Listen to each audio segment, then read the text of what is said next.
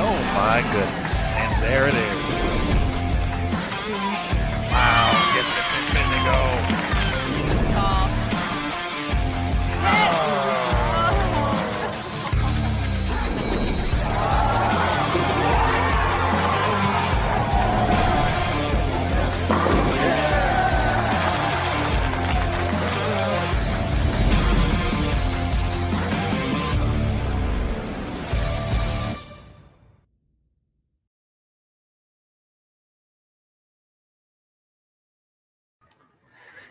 Hello again, everybody, and welcome back to Bowl TV for continued coverage of the 2021 USBC Queens. The Stepladder Finals pregame show is getting underway here. My name is Aaron Smith with Bowl TV, and we have an incredible lineup of guests. There we go. Already off to a good start. Lineup of guests to join us to call the action today. That's why they're calling the action, not me, for mess ups just like that. But first and foremost, we're going to bring in our color guy throughout the course of the competition here. Dave Lamont is going to be calling the action. Let's bring in Dave. First and foremost, hello, Dave. Hey there, Aaron. How are you? Better now that you're taking over the show after that intro. So, I've never made a mistake, so I don't feel bad. No, don't worry about it. There'll be plenty more goof ups. But we appreciate you joining us. We cannot wait for the show. And you are going to be joined by two Hall of Famers in the booth and past Queens champions in Kelly Kulick and CDB. And let's bring them right in. Well, I happen to know these two reasonably well, too, so this ought to be a very entertaining evening working with two former champions and past and now current broadcast partners. So I'm delighted they're here because these two, Aaron, can provide a perspective that very few people in this business can, having won this championship and many others before. So I'm excited to hear from them, and I just wanted to ask, first off, how would you guys rate your runs at the Queens this week? And Kelly, I'll start with you. I have to say I'm slightly disappointed. I did very well through qualifying. I had one bumpy run there, but the first and third round were really great for me.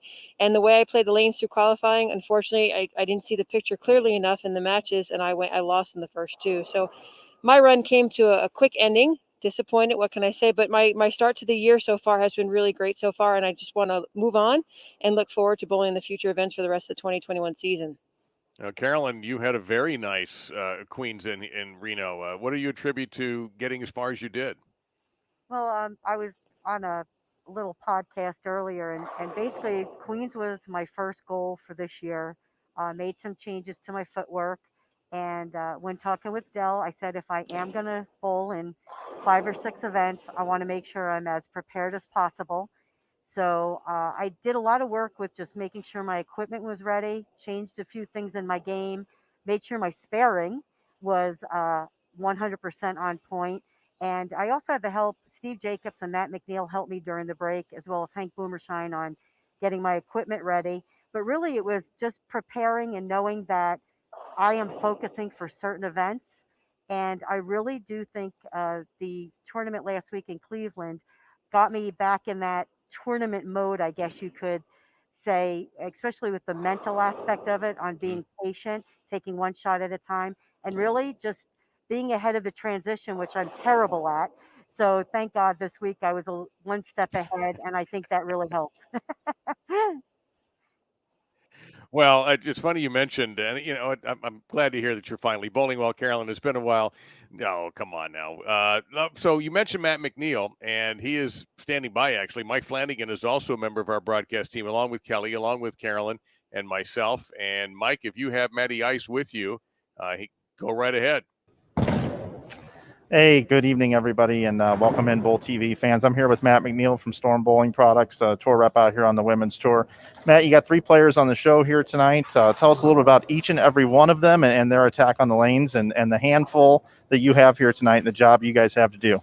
Well, it's always a tough job. We got a very sizable staff, and we want to make sure that everybody comes in prepared mentally and physically and with a very good arsenal. So, the tour team works nonstop. Off the lanes, we put in more work than we do actually when we get to the event. So we've had a good tournament so far. Keep it going into today. Got a very good strategy, making sure the players are comfortable and they have a good game plan going in. We try to keep their minds calm, keep them confident. And I think you're going to see a lot of straight angles on this TV show. hooking the ball definitely wasn't very advantageous, especially as the lanes got flatter and everything transitioned a little more. Lanes got a little cleaner. It just seems as the week went on, shaping the ball down lane looked worse and worse and worse. And I think that's why we have the folks we have bowling in the tournament left that we do. We have Verity Crowley, the number 5 seed, Diana Z. I'm just going to say Z because I know I would butcher her last name. So those two are going to bowl in the first match. They're definitely going to be very straight up in the lane, not playing a whole lot of shape, more forward hands. I don't know what ball we're going to go with yet. Otherwise, I'd tell you. But we got some good choices, and then we got some good step-down choices after that. And then the number 1 seed, Julia Bond, once again, she's going to be playing the lane, probably straighter, if I had to take a guess. But she's been playing pretty straight most of the week until the match was Liz Culkin last night. And that's actually on that pair 63-64, which played really tight. They kind of burned a spot there, and then Julia made a really, really great move. She got further left than she had gotten all week, went to a 900 global reality and was able to shape it a little more and come away with a really amazing win, being that she was down going into that last game there. Yeah, I want to just talk about the first match, and then we'll let you get back to it here. You know, you got two best friends bowling against each other. What's the dynamic there, and what have you heard from them? Oh, you know what? I try to stay out of that. I don't want to get mixed. I don't want to get mixed up in the inter-Europe relations. I want to stay out of that whole mess. But they're really good friends, roommates, obviously this week. So I think that's just going to be a really interesting dynamic for them, that they're bowling for a major title and they're bowling each other in the opening match. So I just think it's going to be a really great treat for everybody watching and for us as tour reps to see them succeed. It's probably the best part about our job is to see our athletes bowl well. Well, Matt, thanks for the time. Good luck to you. I'm going to bring in Chuck Gardner now next, everybody. Thanks, Matt. Thank you. Well, I look forward to that, Mike. Thank you. Thank you very much. What's interesting is we have, Kelly and Carolyn, some unbelievable storylines here. We talk a little bit about that first match. Diana has won this event twice, as you have, Kelly. And it's unbelievable to think that she could be just a part of history with a third, 2013, 2017. So it is a 4-year gap. Verity, on the other hand, has never won an event. You guys had to have your first wins. What was more difficult, getting that first W, the mental part or the physical part? Me first? Yeah. Dave, especially for me, my first win actually came against Carolyn at the U.S. Open in Michigan. And I had been on tour already for 2 years, made many, many TV shows and telecasts, but had not won. So for me, it was that mental discipline to overcome anything that I faced as a hurdle or anything along the way, and just rely on my skill and talent. So getting that first one under the belt, I think for every bowler out there, once they get that first win, it just exudes more and more confidence within themselves physically and mentally. And then it also builds that resume. So, hey, you've done this before. So once you've won and you've won, you can definitely do it again. So the first one is a big hurdle to overcome, but once you do it, they get lower and lower to jump over. Now, Carolyn, the interesting thing about Missy Parkin, and I was blown away by this because to me, Missy's always been around the periphery, but she has not won an event since 2011 when she won the Queens in Syracuse. And I remember being there for that. And that just shocks me that a player that accomplished has gone so long without being in the winner's circle. Where do you see her mentally going into this final? I think Missy has always been strong mentally. She has a lot of confidence in herself and a lot of confidence in her game and what she can do. I think years ago when she first won, I think she was more hot and cold. And I don't mean that in a negative sense, but she'd have a few good weeks and then lull a little bit. Over the last year, when she was able to get back into during COVID, when she got back on the lanes and when she was training at home, she worked on making some physical changes, and I believe it's more with her steps and how she gets her ball started. And I think it's made her more fluid from start to finish. And I think it's allowed her to repeat more often and has now given her even more confidence to be able to succeed. I always felt like one thing Missy did not lack was confidence. I think it was more on the consistency factor. And I think now, looking at how she's been bowling this year, she's ready now to take the next, like she said, the next leap. Yeah, and get back to being a contender again, which seems like, Kelly, that Liz Culkin is always a contender. She does have a major championship on her resume, which also Diana and Missy have. Where do you see Liz's game right now? Liz does something that as a sports psychologist, listening to terminology that he or she uses often enough, says, when you walk in the building, you have to think that you're the best one when you first walk through that entrance. And I think Liz Culkin really does that well. She feels like she's on top of her game every single time. She just came off of winning the New York State Queens for the third straight year in a row. So she has that confidence that we keep talking about. And I don't want to keep using the word over and over again, but she really feels like she's one of the best bowlers on the tour right now, and it just comes more easily to her. She had success in Lincoln. She had success a little bit in Minnesota. I'm not sure about Cleveland last week, but her release is unique compared to the other ladies. Her overall stature gives her a lot more power, and her ball roll off her hand is more forward into the lane, so it really sees a transition front to back very well. And she's just she doesn't have to keep her angles very large. They're nice and small in front of her, and I think that's an advantage for her. And Carolyn, we're looking at Julia Bond in a major stepladder for the first time, but certainly not a stranger to winning, having already won this year, and she has just exploded onto the scene. What has changed in her game, or what is happening with her game that has her bowling so well this year? I'm a big fan of Julia Bond. She's the one that I would say to my daughter, watch her bowl. She keeps everything very simple. I think when she won that first regional title, it gave her that confidence. Mm-hmm. I mean, it really is a word that we're going to use tonight because all of these ladies have confidence. It might be a little different, and some may only have 50%, some may have 100, but they all have confidence. She keeps it very simple. She doesn't try to go outside her game. When I watched her bowl this week, from start, and I mean from qualifying to match play, Julia bowled well. She great spare shooter. She made ball changes quickly. She moved changes on the lane quickly. So in that word of confidence, it came from not only the mental side of it, but in the physical side of it too. She is confident in every move she's making on the lane, ball choices, and she commits to it. Again, simple game. Nothing. She's so fundamentally sound from point A to point B. She posts every shot. Yep. And that, again, just shows the training that she's done off the lanes as well as on the lanes. And I'm expecting her to do great things out here. Well, we will talk more about our 5 finalists and set this up, but we mentioned Chuck Gardner, after Matt McNeil. Chuck Gardner is standing by with Mike Flanagan. Mike?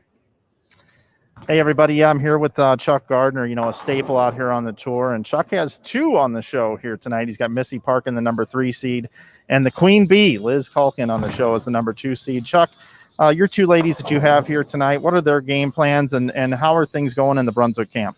Oh, things are going great. We're having a wonderful year. Super proud of our girls. Their game plans are going to be vastly different. Obviously, Missy is going to do her best to stay to the right, and Liz is going to do her best to do what Liz does, get in there a little bit and stay soft and get her hand around it a little bit. So I think they're going to be playing totally different parts of the lanes, and I look for both of them to bowl pretty solid tonight. Well, being a representative of Team Brunswick, it's always good to get the win. And tonight's kind of a unique situation where if one of your players does get the bowl for the title, would have to defeat Julia Bond twice, as that is unique to this Bowl TV setting here tonight. Any sort of tips or what your thoughts are in regards to having to beat the number 1 seed twice? Well, I mean, I think it's really fair. I think it's really fair to have to do that. I don't love the idea that one of my girls is hopefully going to get there and have to beat her twice because she's a great bowler and having a breakout season already, and she's super, super tough. But, I think it's the cool thing about the event and the way it was designed originally. It's a double elimination tournament. And, over the past several years, the leader's only gotten beat once, even if they lost the title match. So it's more fair. And that's why that match with Julia and Liz was so important yesterday. And, things just didn't go Liz's way. Okay, well, Chuck, I appreciate your time here tonight. Good luck to you and your team, and good luck to your ladies. Thanks so much. Appreciate you having me. Back to you All right. guys. Thank you, Mike and Chuck. Let's talk for a second, Kelly and Carolyn, about what we're bowling on today, or what the ladies will be bowling on today, the pattern and how it's played all week. Kelly. To me, when I first saw the pattern, it did look very similar to the Minnesota event that we bowled. I think the distance might have been off by 1 or 2 feet. Volume was very, very similar. And if they saw the graph that's highlighted on the bowl.com website, the forward oil, I believe, is only 28 feet. So it's less than half the lane. And then the reverse oil started at 41 feet and came back. And it's kind of like a Christmas tree, a very graphy pattern. As Matt said it, and again, my opinion only, but I really feel the more they re-oil the lanes, they get flatter, and the straighter players who can keep their angles in front of them do a very good job of playing closer to the track area, especially in this building. I'm a firm believer, and Carol and I were talking about this earlier at lunch today, that in the 80 lane center that we're bowling in, there's really about 3 bowling centers in this whole facility. The high end plays very, very tight. The low end hooks the most. And the middle section really has both variables that can combine together, being tight and have a lot of friction. So the pattern, I think, allowed the ladies to play further out towards the track area, 7, 8, maybe 10, 11, 12 when they had to move inward. And again, really not lose sight of that 3-pin. And that's why I think you see more of the straighter players, the firmer ball speeds on the show tonight. Carolyn, we're looking at 45-46 as our championship pair. I don't know how much experience the two of you had on that particular pair, but that's middle of the house, pretty much what Kelly just said. So what are you expecting out of this particular pair? I think the pair will be definitely scoreable, especially with the straighter angles. I think the carry was much better.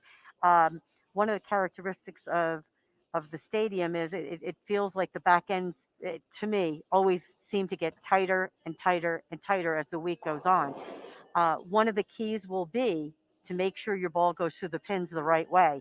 With the straighter angles, you'll be able to do that probably more with ball speed or just a little touch of the hand. But watching the girls practice, they're still using some surface. Again, playing straighter angles, except for Liz. Liz is a little bit further left. But I'm expecting good scores. I really am. Again, all of these ladies are confident. They've bowled well and consistent all week. They've made the right moves, which is why they're on the show. And I think we're going to see some good matches.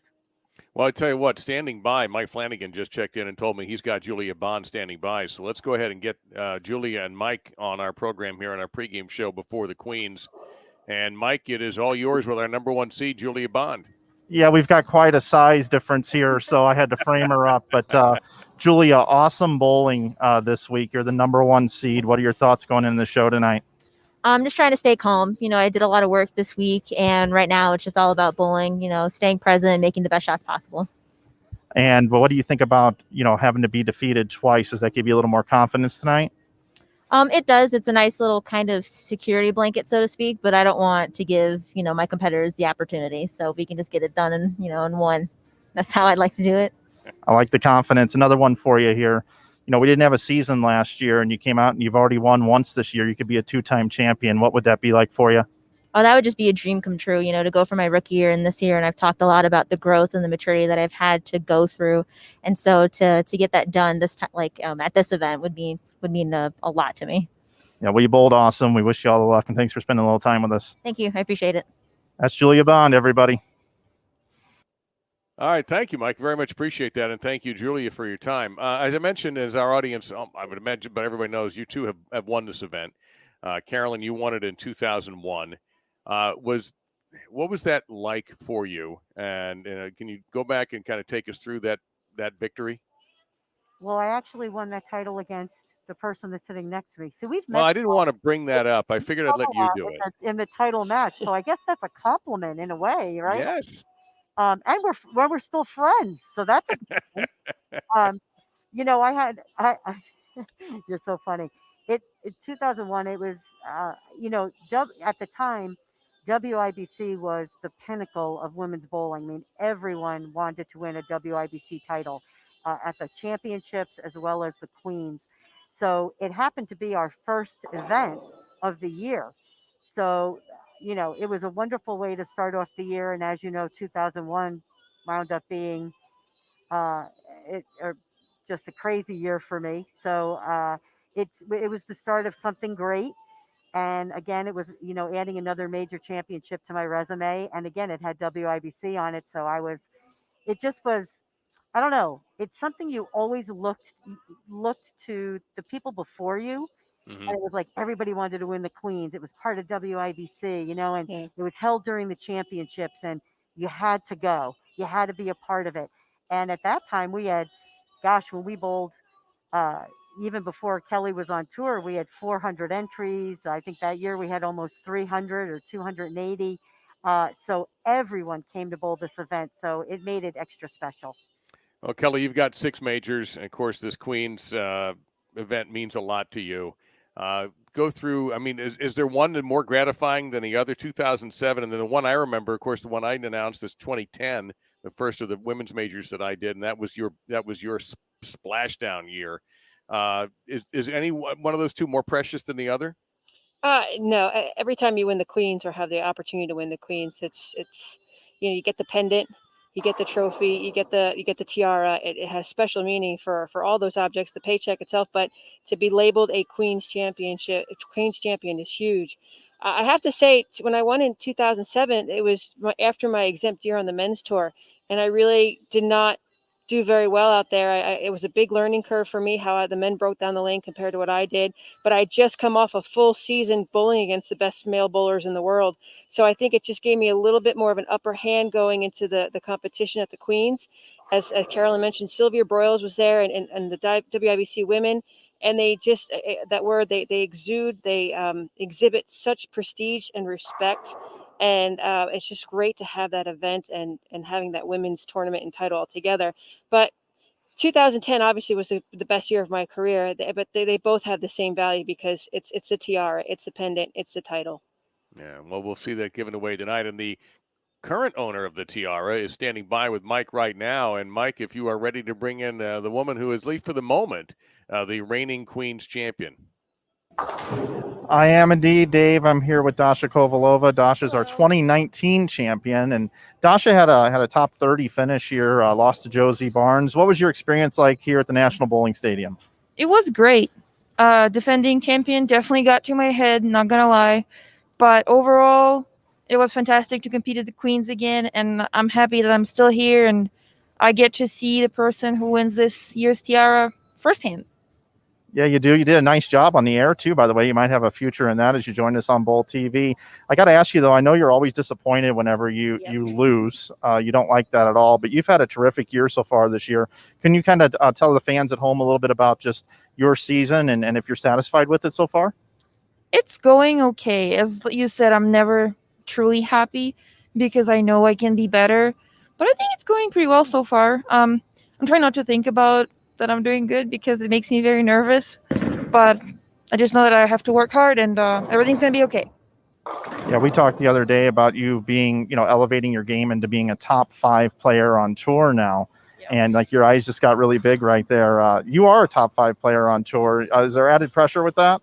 Yeah, can't you see by my eyes getting twice the size that they used to be?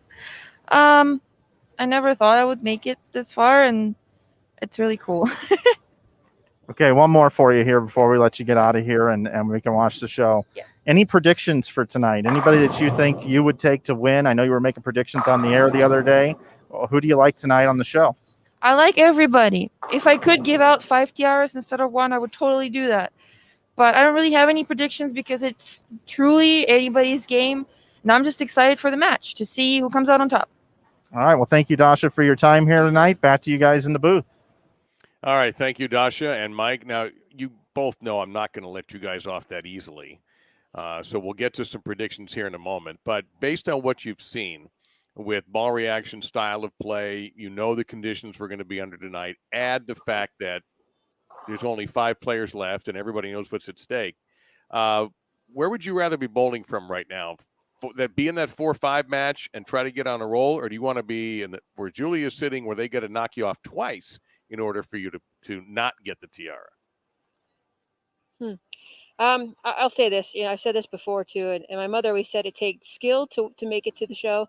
It took a little luck to win a show from time to time, and I think because Julie has the advantage that she would have to lose twice, and if you go by the statistician, she out-averaged the next highest person. Missy Parkin averaged 220 in match play. Julia Bond averaged 234, so she was 14 pins better each game in match play. So if I'm going to play the numbers and I'm going to bet on a horse, it's going to be Julia Bond right now.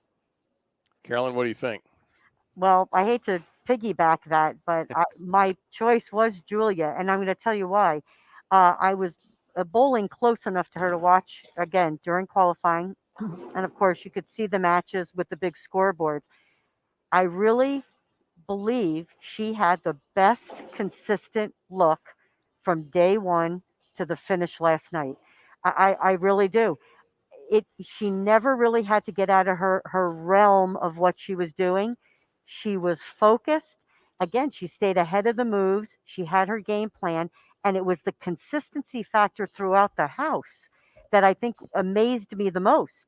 Is where she might have started a little bit right, where like we said, the high end is a little bit tighter. She started a little bit right, and then made that move immediately, and it worked. So I feel like she has a rhythm going and a confidence that really is going to make her tough to beat. When you're in that top position, or first or even second, how much are you watching what's going on, or how much are you just focusing on your own game and getting in some practice?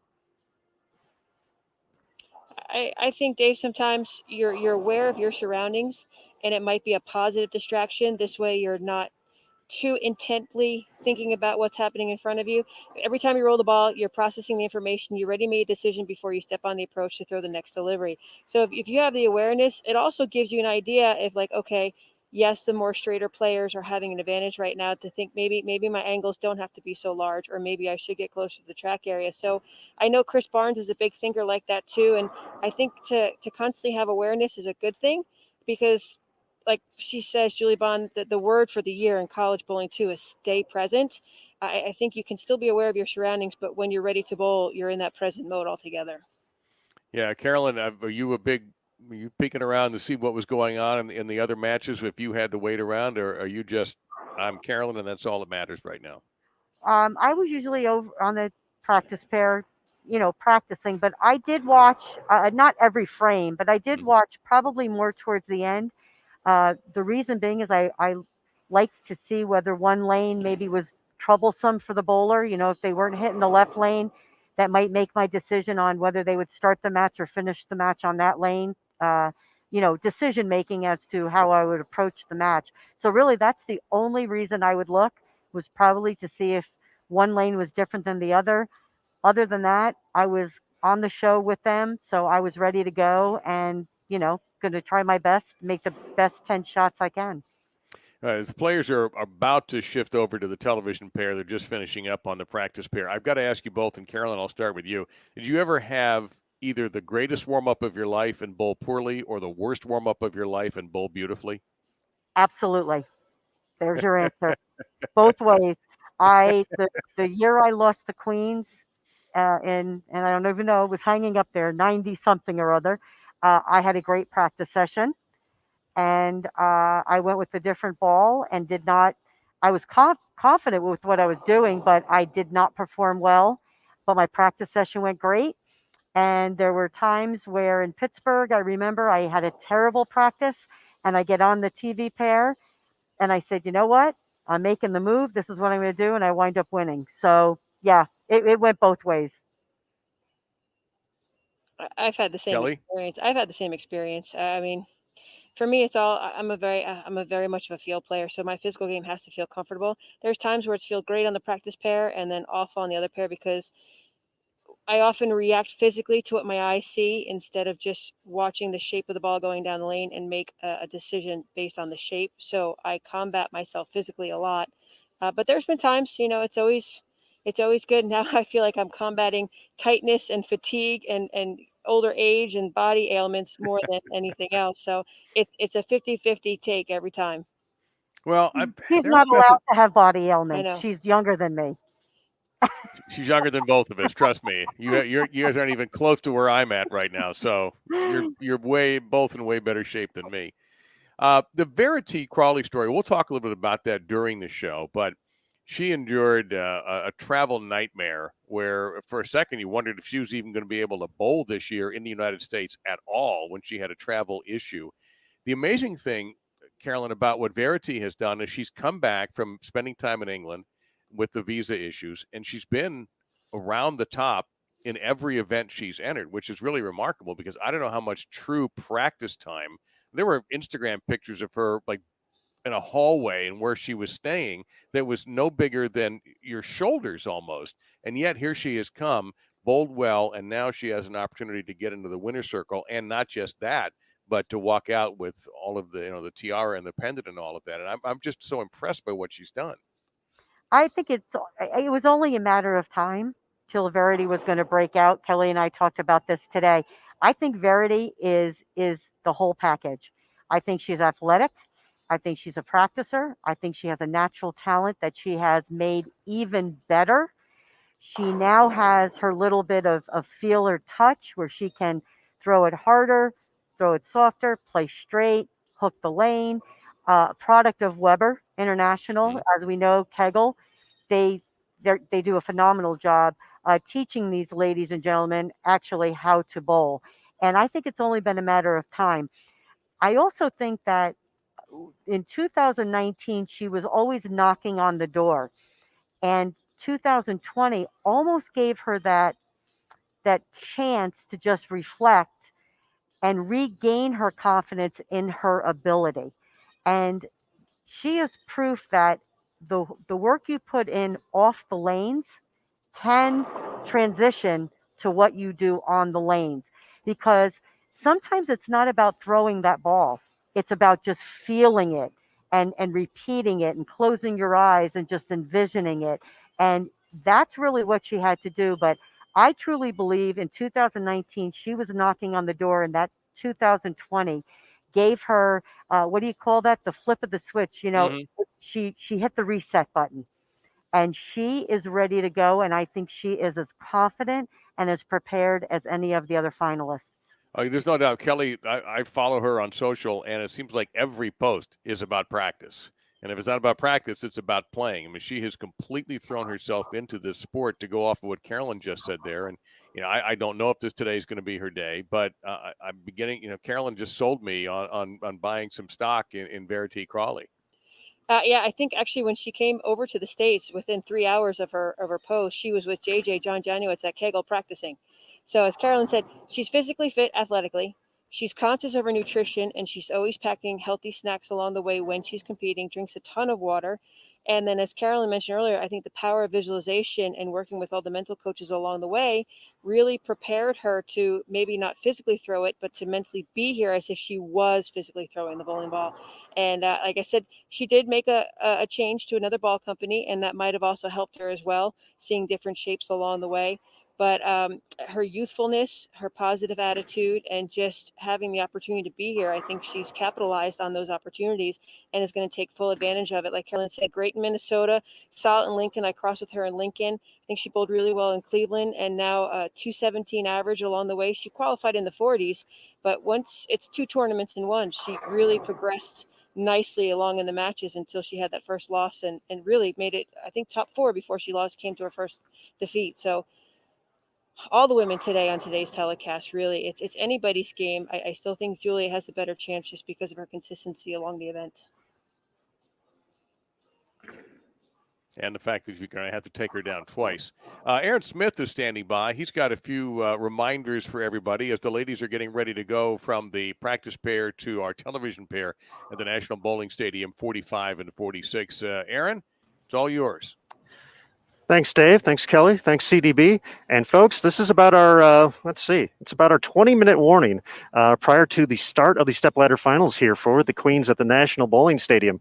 So if you want to watch the competition live, you're going to have to head over to bowltv.com, create a login, pick up a subscription. We have a few different price points for you to check out. You can watch the finals for $12.95. You can pick up a monthly recurring subscription, which gets you access to the whole site. You might want to check that out. It's pretty cool. $9.95 for that, or you can pick up an annual subscription, $79.95, and you can support the PWBA Tour throughout the course of the season and watch these great athletes as they continue through the 2021 season. Now, I bet you're all saying, hey, watching bowling's cool. What else you got for me? You know what we got? Bowling balls. 3 of them we are giving away on bowltv.com today. So if you want the opportunity to win a 900 Global Bowling Ball, Rotogrip, or Storm Bowling Ball on the show, we're going to give one away of each. So with that, we are very thankful for our gold industry partners for setting that up for us. And the only place to take part in those giveaways is bowltv.com. So we certainly hope you head on over if you're not over there just quite yet. And if you are, good news. You're already in position to potentially take home a bowling ball later tonight during the Stepladder finals. But with that, we do have the main TV pair. The players are practicing on that. I'm going to throw it back to Dave, back to Kelly, back to CDB first, and then we'll go to the lanes and take a look as they start the warm-up session on our 42-foot pattern this week. All right, Aaron, thank you very much. And matter of fact, we're going to hear very shortly from Mike Flanagan, who is also hovering around there and starting to get the buzz from the ball reps. You see Chuck Gardner there in the foreground with Julia and Liz and Missy also warming up on the television pair 45 and 46. And everything changes. Carolyn, does the heartbeat pick up a little bit when you make that walk over from practice to the actual pair? I think so, and I do remember that. I remember being very calm on the practice pair, and you're pacing yourself, and it's coming, that walk over to the TV pair, but everything is calm. And I do admit, when I would go over to throw my practice shots, I would have to take a few more deep breaths and just remember, try to focus on what you've been doing over there, because it's TV. It's a title. It's a major. I mean, there's anybody who says they're not nervous, I got to tell you, I wouldn't believe them, because it's something that everyone wants. Everyone wants to be a champion. And I do think that your adrenaline tends to get the best of you, which is one thing why you mentally have to train to learn how to really control that heart rate and put your mind, where it needs to be. But it's a little bit of a different outlook, but I think these girls I said girls, I want to keep saying ladies. These ladies have trained. And again, that's why they're here on TV tonight, because they have the all-around package. And Kelly, the advantage that they've all had, maybe not so much Missy because she bowled at Cal State Fullerton and didn't quite get the television run, but between 2 women who bowled at Nebraska and 2 women who bowled at Weber, they certainly became familiar at a young age with bowling on television. Yes, they have. Liz Culkin, I believe, was on the team when they won their title, the same as I know Diana for sure. I'm not sure about Verity if the same crossing of the years, but they do have that victory. They do have that experience alone. Diana, I have to say, this is her 3rd time going for her 3rd title. She thrives on this event. Like, she really, of all the events we bowl every year, this is the one she goes for and wants to win more than anything else. She can have a resume full of about 5 or 6 titles or 10 titles along the way, but she really thrives on this event. She enjoys the pressure. And I got to point out, she's won her 2 Queens titles in the state of Nevada, here in Reno and also in Las Vegas against Leanne Holstenberger, or against Liz Johnson when she won in New Orleans. So she thrives here in Nevada. But, Missy has won this title before. Liz looking for another major. Julia, her first major as well. And Verity just trying to sneak in and get her first title. I think all the nerves are on edge, and it's the one who makes the moves the fastest.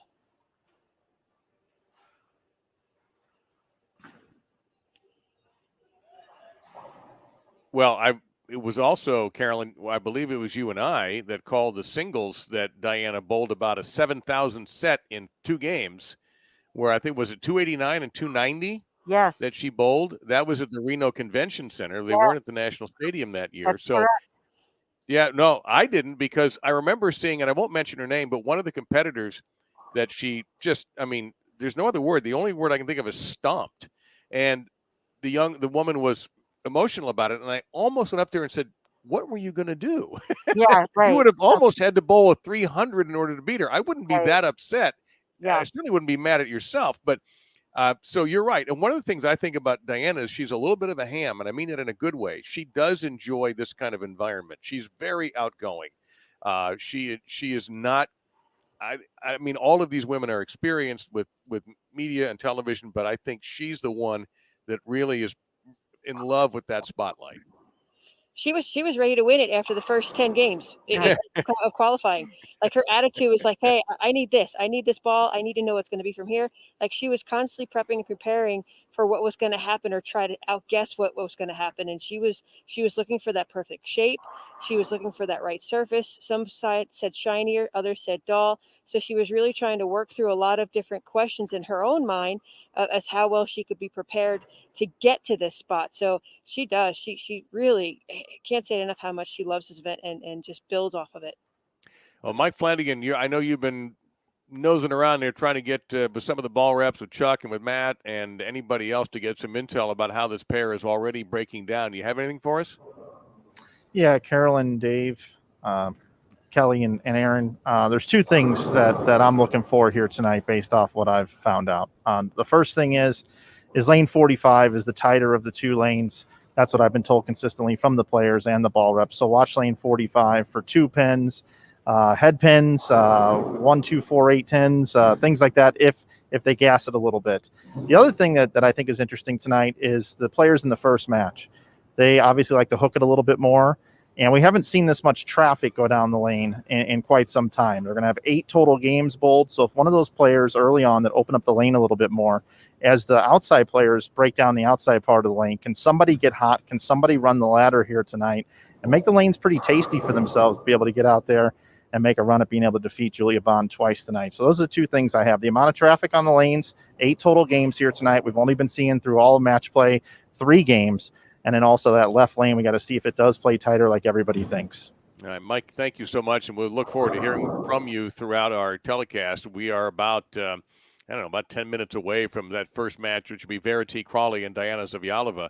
Now, you both were leaning toward Julia a few minutes ago. We've watched them practice. We've seen the reaction. I know you guys are already calculating the reactions. Other than Julia, who's in that favored nation position right now, whom would you think can take the tiara tonight? Kelly, I'll start with you. My personal opinion, I think Liz Colkin, just for the reasons that Flanagan had said, Mike had said. The straighter players are going to break them down right to left and keep chasing it inward. I think Verity might get fast, and when she accelerates, she misses to the right, and missing right down lane was not good all week long. So the ladies that keep it in front are going to be better. But because more friction is built in, there's 5 bowlers warming up right now. More games are going to be on there, more lineage. I think Liz Colkin has really good role that when she gets a little bit left to right, she's able, again, firmer ball speed, keep everything right in front of the 3-pin, and have success. And her ball roll sometimes, I think in this building, you can have the lighter shaker shots carry better than the high flush shots. So if anyone's going to have a chance, I would say Liz Colkin going for that and beating Julia twice. All right, Carolyn? I'm going with Diana Z. The reason being is she, I think, had the second best look where she didn't play to the right of 5. She stayed around that 5 to 8, 9 area for longer than I thought she would stay there. She can increase her ball speed naturally to stay on top of the pattern. She also has numerous ball selections where she is looking for that smooth arc motion to allow her to be in that part of the lane. Again, she's using surface to calm down the back end. Again, she has great ball speed when she needs it. But yet, if she has to make that move left into the track, she can soften up her hand and get around it a little bit. So I'm going with Diana. Well, I'll tell you, I don't know if I should make a prediction after listening. I'm going to let those two sit there because Diana, of course, we're sort of discounting Julia because of the situation she's in. If you're not aware of it, Julia is sitting in the number 1 position. Should she win her match against whomever comes up against her, then it's over. And Julia will win her first major and second tour title. However, should the other player beat Julia Bond, then they will have a final match, an ultimate match, to determine the USBC Queen's Champion in Reno. So it's a unique situation for Julia to be in. I would have to think that any player would take that deal in the number 1 seed, knowing that there is a little bit of an out if you're not on your best game and maybe the lanes aren't in your favor. So it's going to be a fascinating watch here for me, because you've also got, we haven't talked much about Missy in a while, but you've got a former champion who is, I can't imagine, as competitive as she is and as devoted to the sport as she is, both on the lanes and off in the bowling business. What it would mean to her to break a surprisingly long losing streak and win her second major. It was 10 years ago. And I remember bringing her husband Drew out because we had some time to fill on the broadcast. And now they're parents, they are owners, and I don't know about personal satisfaction, but I would bet that maybe from an emotional point of view, it might mean more to her than to anyone else of those five.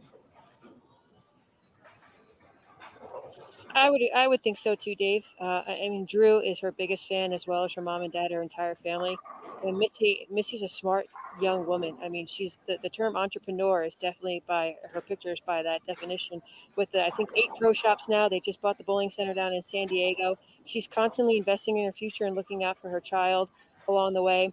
She's invested in this tour for the entire time, and I've roomed with her before in international trips too. I mean, she's practicing 5 days a week. She's giving lessons 4 days a week. She is enthralled and engrossed in bowling 24/7. You know, from being a physical player and a professional bowler to also being in the pro shop and giving lessons, and now an owner of a center herself. So I think it would just, she's been knocking on that door. She really has, and the hinges keep loosening up and loosening up, and she's ready just to blow through it. So I think for sure it would mean more to her than anyone else on the show today. Well, what we have here is 5 great stories. We have major champions in Liz and Diana and Missy. We have Julia Bond with a win. We have Verity Crawley having survived a travel nightmare and wondering if she would ever be able to bowl in this country again, or when she would be able to bowl in this country again. And here she is in position to win and make her first PWBA title, the USBC Queens Championship. Diana trying to join an extremely select circle of only 2 other women who have won this event 3 times. And Liz Culkin looking for a second major, Missy a second major. Julia could be the breakout star of 2021 on the PWBA Tour. It's a fascinating fivesome, and I'm really thrilled to have Kelly and Carolyn here with me. Mike Flanagan's going to be helping out. So stand by, everybody. Want to remind you that we're going to head over to Bowl TV exclusively for the show. And along with Aaron and Mike, Carolyn, and Kelly, I'm Dave Lamont. We have an incredible fivesome for you. And our first match will begin in just a few minutes. It'll be the 2 best buddies, Verity Crawley from England, and from Latvia, Diana Zavjalova. And after that, Missy Parkin, then Liz Culkin, and then the number 1 seed is Julia Bond. Stay tuned. The USBC Queens is next.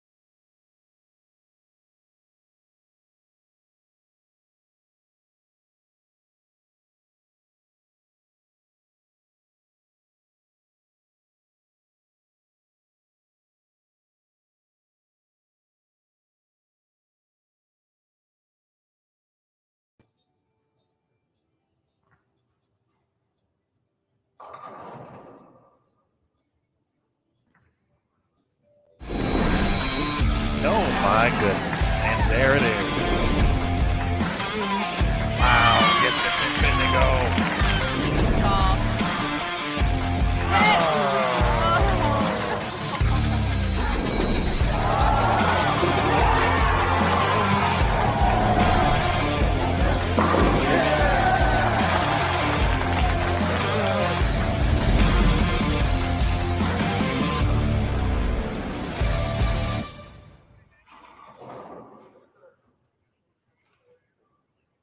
All right, everybody, it's time for the stepladder finals here of the 2021 USBC Queens from the National Bowling Stadium in Reno, Nevada. We're going to throw it over to Dave Lamont once again as we head out to the lanes. Dave, welcome back into the show. All right, Aaron, thank you very much. And hello again, everybody, and welcome to what we anticipate to be an absolutely spectacular evening of bowling from the National Bowling Center in Reno, a real capital of this sport, and where so many great events have been held. And the people who will be joining me today certainly know this. Besides Aaron, Mike Flanagan will be with us along the lanes and providing interviews. And I have 3 Queen's titles who will be joining me on this program. The owner of one of them, Carolyn Doran Ballard, and 2-time champion Kelly Kulik. So we've got experience and so much championship knowledge on this broadcast. And ladies, here we go. Now it's time. And we talked a little bit. There you see the embrace between 2 besties, Diana Zavjalova and Verity Crawley. Verity, the number 5 seed from England. Diana from Latvia. But they were college teammates at Weber in Central Florida. And we begin on the left lane with Verity Crawley to begin the Queen's finals. And if there were any nerves, she didn't show any at all. Yeah, Dave, she kicked off the match pretty good. I think she's throwing a urethane ball on the left lane to start off the match itself. A lot of surface. Urethane tends to read very quickly in the front, does not change direction very fast. So, again, straighter angles through the front, be able to control the pocket more consistently. And here is a 2-time Queen's champion, Diana Zavjalova, looking to join only 2 other bowlers with 3 Queens. And mixed them up, and Diana gets an opening strike as well. Diana actually playing close to the same part of the lane. She probably threw that one. I mean, it looked like she threw that one a little bit harder than she did during practice because we were able to watch them a little bit. But again, that could be a little bit of the nerves. I mean, first shot for a major championship. So I mentioned the other in company. We should tell you that they're PWBA Hall of Famers, Mildred Ignizio and Wendy McPherson are the only other players who have won this event 3 times. I've met Millie. She's great. I love her attitude. Nope, got one left on the deck. That one might have just gotten a touch high for Diana on lane 45. Yeah, Dave, I'm going to watch the hash marks down the lane or the indicators just to see where the breakpoint consistency was. With the pattern being, I think, the 42 foot, it's going to go about 2 or 3 feet past that last hash mark as it starts to change direction towards the pocket.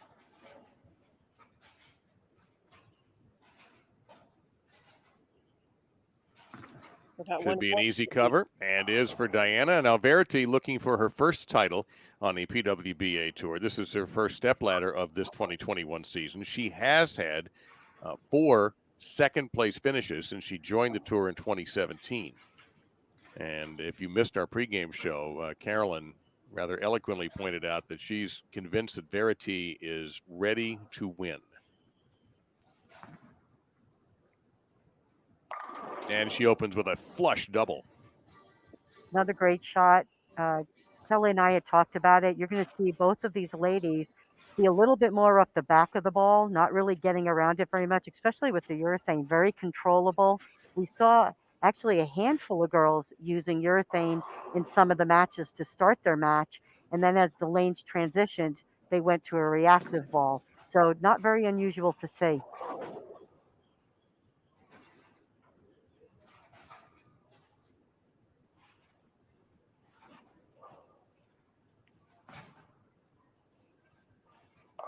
Oh, and that dove in very quickly, and she is fortunate to have only 1 pin left on the deck. All the women start around that 6, 7, 8 zone. So there's a lot of traffic there right now, a lot of friction already built in early. And again, I said the forward oil only goes to 28 feet. So it's a lot of reliable on that reverse oil trying to create hold in the mid part of the lane before the ball really starts to change direction. Now, during the pregame show, Mike Flanagan mentioned that the intel says that the left lane was tighter. So we'll watch for that throughout the day or throughout the evening. We'll see how Diana responds on the right lane.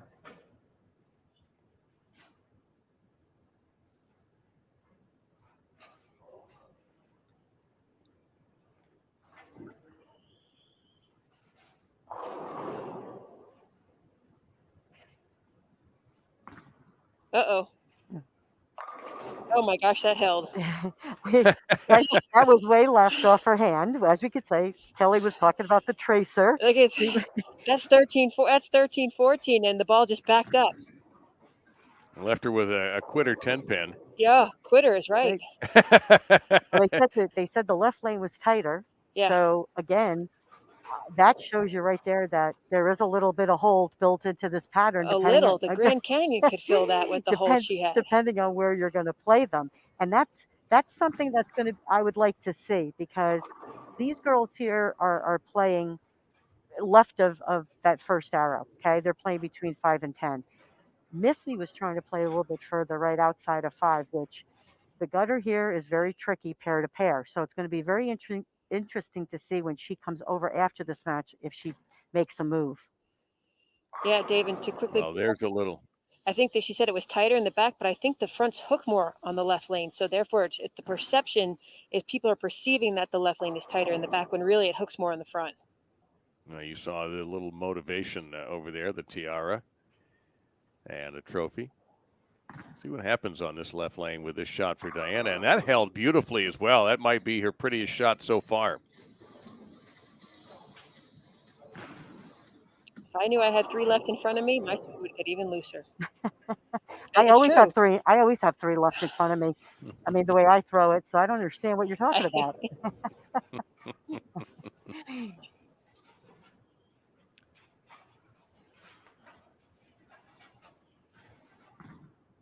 It's a good shot. And gets no love at all. And our first open possibility here with a 6-7. Yeah, Dave, if we had the CAT system right now or any other Spectre, you would see that ball was almost identically over the last shot. So again, a lot more friction built in quickly. And the one thing I learned here, even though I lost early on, you had to move within the 2 or 3 frames easily. It had to happen quickly. So Verity leaves behind the first open frame of the match, giving Diana an opportunity to build off of her strike. And also for Verity now, sort of a mental reset's got to happen. She still has plenty of frames remaining, and so she can't let that bad break affect her for the rest of the match. I think all the women throughout the week always had a game where there was a 2-10 or a big split, a big 4. High 4-7. Yeah, always. Oh, and I'm sure she liked that one when it came off her hand, but she doesn't get the 4-pin knocked out. That ball looked like it hooked up just a little bit earlier, too. Not as much as her last shot. But again, Kelly pointed out, there were moves being made every 2 or 3 frames. Mm-hmm. The fronts, when they started to hook early, it gave the impression that the back ends were getting tighter and you had to move. And it was parallel moves, but sometimes it was 3 and 3 or 2 and 2. It wasn't just a 2 and 1 or 1 with your feet. Everybody was still trying to keep that ball in front of them. And right now, as you can see, if this ball continues to hook up a little bit, they're going to have to make the move. What move would you suggest, Carolyn? I would have off of that, I moved to 2 and 2 this week. Because I felt like I had hold on certain pairs. So I tried to play the hold, not the hook. You had to. It's 42 feet. Oh, and that, by all indications, looked like it was going to be flush, but just missed for Diana, leaving her with the 10-pin. Yeah, that one also, that's like 12, 13. And I'm going to predict by saying this is because Verity is using urethane, she's giving Diana hold down lane for her to have just a slighter outer swing. Also, this is very unique for Diana, going a little bit right to left. She usually keeps her angles pretty straight. Again, she can open it up. She usually has maybe just a little bit of motion in the front part of the lane. But right now, she's pretty much going right to left and just keeping that ball in play, which was very important. During your match, there were some matches where you kept saying to yourself, just hit the head pin. Yeah. Hit the head pin, keep your frames clean, and you're going to win. And right now, it looks as like both players, I think Verity needs to make that move, and Diana's just keeping it in play. Diana qualified 22nd, average 212, but in match play, she improved that over 18 games to just shy of 218.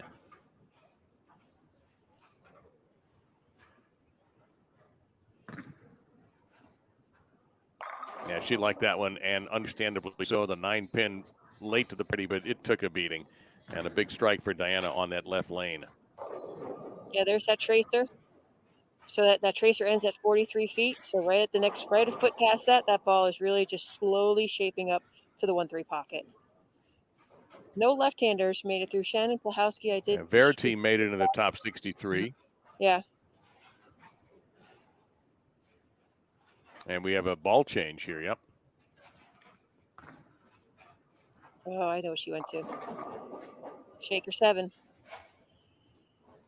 So immediately she goes from urethane to a very high RG reactive bowling ball.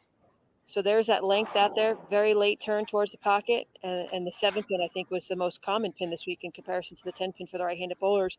If the ball just didn't go through the pins the right way, it was a very common spare, more common than the 10 pin.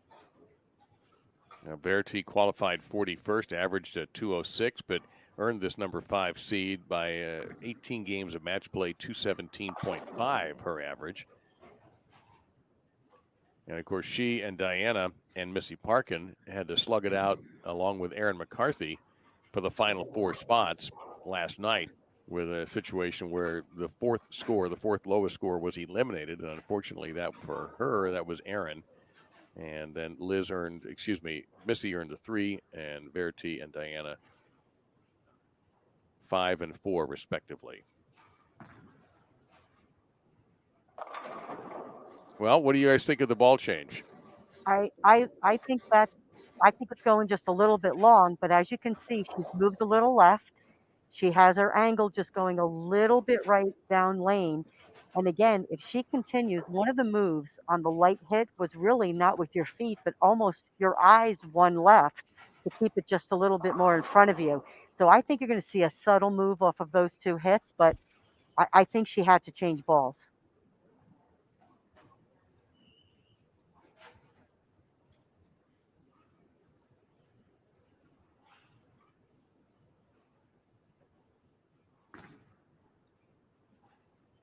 Oh, that crossed. That was nearly a baby split for her. And that one took a late nosedive here. Yeah, that off her hand, it was so even more, like Carolyn said, right to left, where she's had the hold. I thought her last 2 shots were inside of where they really needed to be, and she got away with it. And now that one was over aggressively even more, and that's why she went high. Lucky to leave a 3 pin. I mean, that easily could have been a big 4 or even worse. So single pin spare. It's going to be a close match. All of them were as the higher seeds advanced. All right, satisfied with her result. Diana defeated Anna Molina, Alexis Nauer, Bridget Norcus, and Clara Guerrero before Julia Bond beat her in match play. Verity defeated Angie Ramirez-Perea, Shannon Sellens, Carolyn on a big upset, obviously, and defeated Danielle McEwen before Liz Culkin beat her and sent Verity down into the contenders bracket in Reno.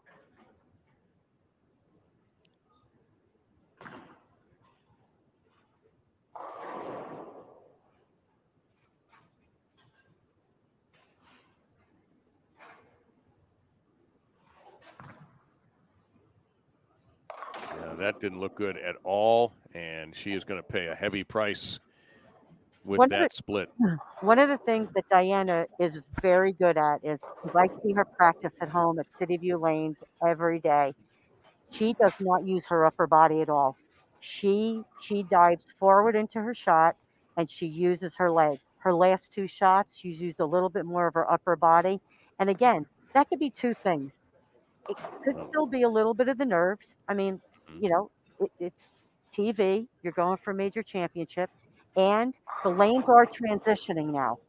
So again, it's one of those: are you going to be ahead of the move or not? The other thing I would say for Diana is she needs to reset and just say, you know what? I got to do what I do best, and that is using her legs and letting her swing drop and getting the ball off her hand.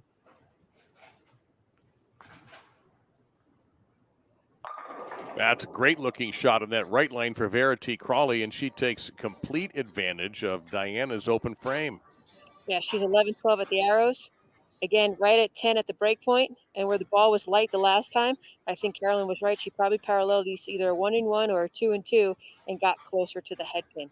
Yeah, what an opportunity here for Verity to be the first player to triple in this opening match. Missy Parkin awaits the winner, then Liz Culkin, and then finally Julia Bond, the number 1 seed, who will have to be beaten twice in order to take the tiara.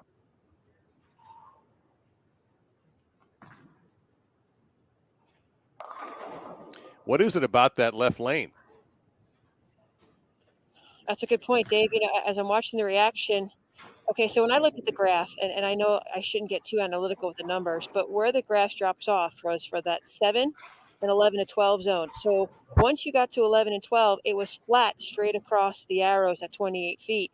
So once you get flatter, you have to create a little bit more steepness or a little bit bigger angle through the front to create a little bit more hold. And I'm not talking a lot of angle, just a little bit more, but maybe go now the 2-1 or 3-1 and get the ball to roll early in the mid lane to get it to shape up sooner. So that's what I saw on the graph. 3-6-10 or 3-6-9-10 is a tough spare to make. Well, and it wasn't made. So Verity gives back the gift that Diana gave her. And now as Diana gets into her 9th frame, low scoring opening match. Verity's best is a 199. And this match appears to be coming down to the final frame. I'm assuming the winner buys dinner tonight too. That's my guess. Well, it certainly wouldn't be fair to make the loser buy it, that's for sure. Flush shot for Diana Zavjalova when she needed it the most. She needs 2 and 6, yep, in the 10th. Much more sturdy, as you could see right there. Very little upper body movement, great shot.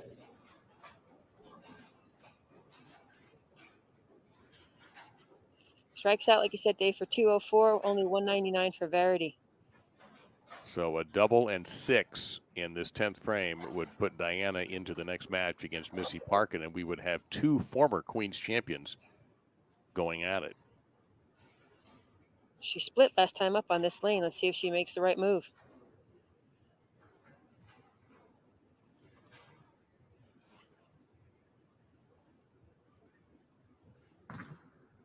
It's got a hold.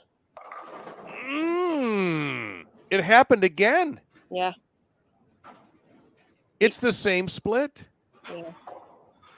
You can't. On the same lane. Unbelievable. As strong as that backhand motion was the last time she was up on this lane, that easily had to be probably at least a 4 and 2, or 5 and 3, 5 and 3, somewhere around there, and get closer to the head pin. And that was the key to this week, is those moves needed to be made a frame or two beforehand. You really needed to stay ahead of the transition because there were a lot of splits. When you went high, it was a split. And again, like Kelly was mentioning, you do need just a little bit of angle, but it doesn't, you're not throwing it to something. You're just creating, you almost were letting the hook in the front part of the lane get your ball to the spot. And then again, it was a smoother motion on the back. So Verity Crawley only needs 4 pins to advance to the next match against Missy Parkin. And going back to the comments in the pregame show, Carolyn and Kelly, you both thought we might have a high-scoring set of matches. Obviously, this first one didn't meet your expectations. What's different when we actually got to the games itself, as opposed to what you thought might happen? Dave, lanes transition in 2 shots, 6 shots, or 12 shots. They're constantly moving. And, like I said, with Carolyn's point about going high, very seldom did you take a 4-pin. So the moves now, once the track area broke down where all 5 women had bowled in practice now, the move has to be now to another zone. There's no way of staying close to that 10, 11, 12 area or 9, 10, 11 area, even with urethane or weaker bowling balls. Now it's got to jump into 14, 15, 16. And I think that's what we're going to see. Missy's still going to try to attack it straighter, but I think Verity might go to a stronger ball right now and jump left and see what's there on her fill ball. And as you all can see, pardon me, that she has changed balls again, already having known she was going to win the match. So it's time to play scientist here and see if she can come up with the right combination. Yep, there's a move right there. 14, 15, stronger piece. So Verity Crawley is going to move on in search of her first PWBA title, and it would be a major, the USBC Queens, as she defeats her dear friend Diana Zavyalova, a former Weber teammate. We also have 2 Nebraska former teammates on this show today, and Liz Culkin and Julia Bond, and they may well meet for this USBC Queens Championship. But it's Verity Crawley who is moving up on the ladder.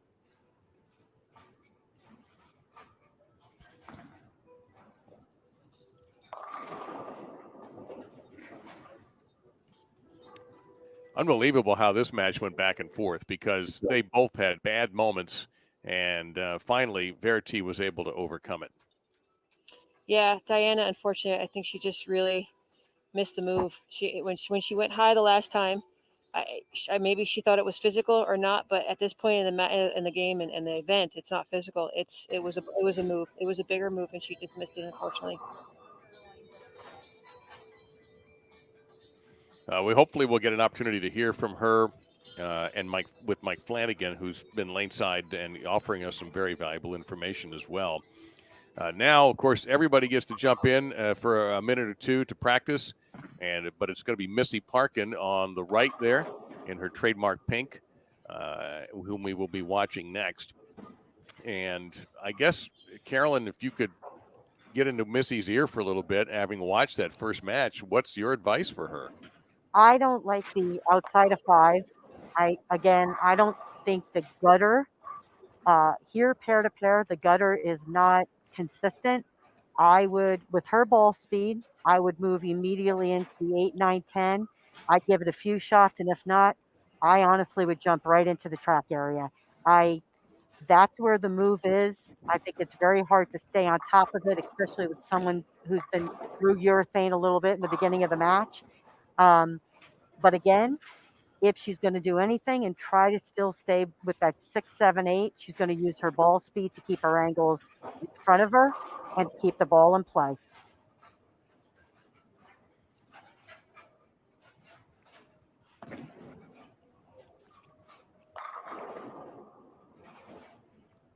Well, the lanes, Kelly, moved quickly, as you've talked about.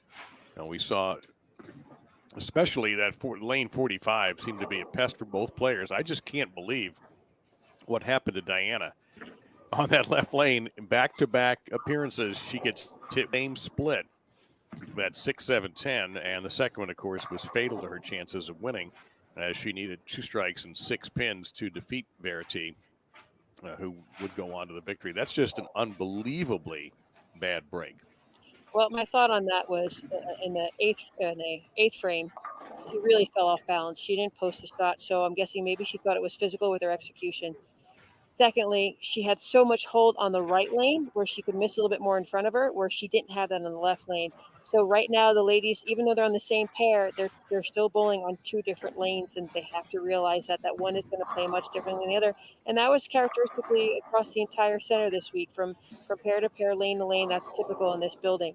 So it could have been the physical shot, and she just threw it better, and it really needed to be a bigger move.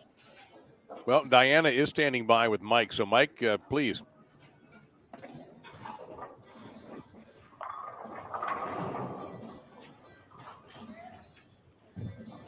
Hello.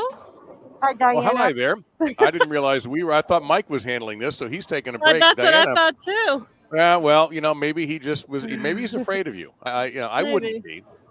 Well, we were just talking about what happened in the left lane with the 2 splits. What do you attribute that to? I threw it really good in the 10th frame. I thought I had it. I would have thrown it exactly the same way if I could redo it. So the one in the 8th, I slid too much because the approaches have been really inconsistent for me. So it could have been both the lane and me. I didn't see that, but I threw my best shot in the 10th frame. It just didn't go my way. Okay. Well, Kelly? it was interesting. I was going to say it was interesting, Diana, because you were using two different balls, correct? I believe what Matt Yes. code black on the right lane, and an Yes. RC on the left lane. Yeah, the very first shot in the first frame in the right lane, my RST didn't go through the pins the way I wanted to, so I had a feeling of going to the code black because that's what I did yesterday all day. But then I stuck with it, so I threw a couple more times and didn't go through the pins, and then it was the right move when I went to the code black. The reps had mentioned that they thought the left lane was tighter when you guys started. Did you see that at the end of the match, or did it transition immediately into that left of By the track? by tighter, I think they meant that they were earlier because we did in practice we did put a lot of surface, like because that was my game plan. I put 500 grit in one of my balls and I tried to burn that spot for me, and that's also what I was doing all week. And so that left lane was hooking earlier, which made it seem like it's tighter down lane. So. Diana, the shape you saw tonight, was that similar to the shapes you saw week long? I know you have a large arsenal and you played with a lot of different pieces along the way, but do you feel like you had the right shapes tonight? I think so. I just wish I followed my gut and went to the code black on the right lane the second I thought about it. That's the one thing that I haven't been good at lately is following my gut. So that's one thing that I can take away from this event. But I had a game plan. I stuck to it. Yeah, it just didn't go my way this time. Well, anytime you make the Queen's telecast, you're always a champion. You've won this event twice, and I'm sure we're going to see you again in this position in the future. So great job this week, bowling. Congratulations on your 5th place finish, and I hope you enjoy the time off before we see you in Farmingdale, New York. Thank you so much. Yes, see you in New York. Thank you, Diana. Thank you. We certainly appreciate you taking the time to speak with us. And Verity Crawley Parkin now about to, they are underway. And this 45 and 46 television pair, the National Bowling Stadium in Nevada. I'm on with past champions Kelly Kulick and Carolyn Doran Ballard, and Verity Crawley would love to join them in that winner's circle.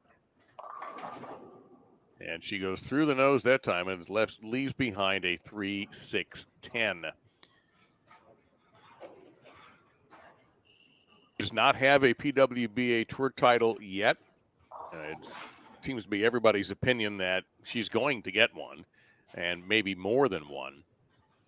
And she made a ball change. She does have a sleeper back there, which I didn't see from the lower angle, and she missed this earlier. We had a match almost about what wasn't done than what was done. And she misses it again. This time chops right through it and takes out the 9. So a bad start for Verity on the right lane. I think anytime you had a multiple pin spare to make this week, it was very challenging. And plastic always is going to go straighter and not change direction too much. But at any time a sleeper was there, this pattern, as tricky as the moves were trying to control the pocket, imagine how tricky they were just trying to spare the 2-8 or the 3-6-9-10 or anything with the sleeper. Getting way deep now. Moved there to her left, didn't she? Yeah, she did. Remember, I said, Dave, right at the end that there's going to be a zone change, and Verity's right now to that zone. She's in that 15-16 area of the lane right now, and that's where the players progress. That's how I progressed through as the matches or as qualifying went on, and now that's exactly what the women are seeing.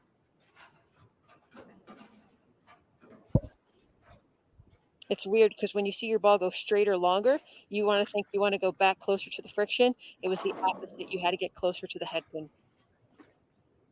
Well, Mike Flanagan has a note for me about Missy here is that, and Mike tells me that Missy broke the outside down with surface and then with plastic up the middle to create and give her room to the right.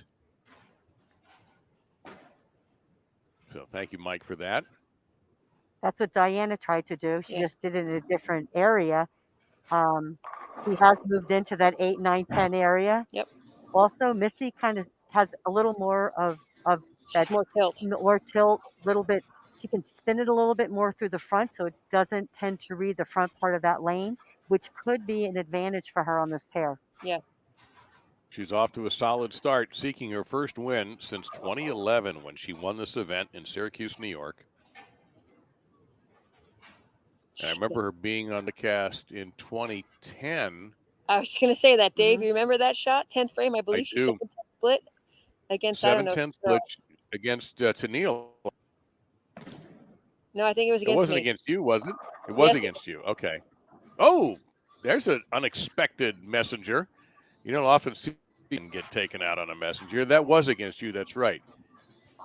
It looked like she got that ball a little bit further left, but this lane, I think, has a spot where you're going to have to move left of it quicker. I think she's going to be forced to make that move. Again, 2 and 2, 3 and 3.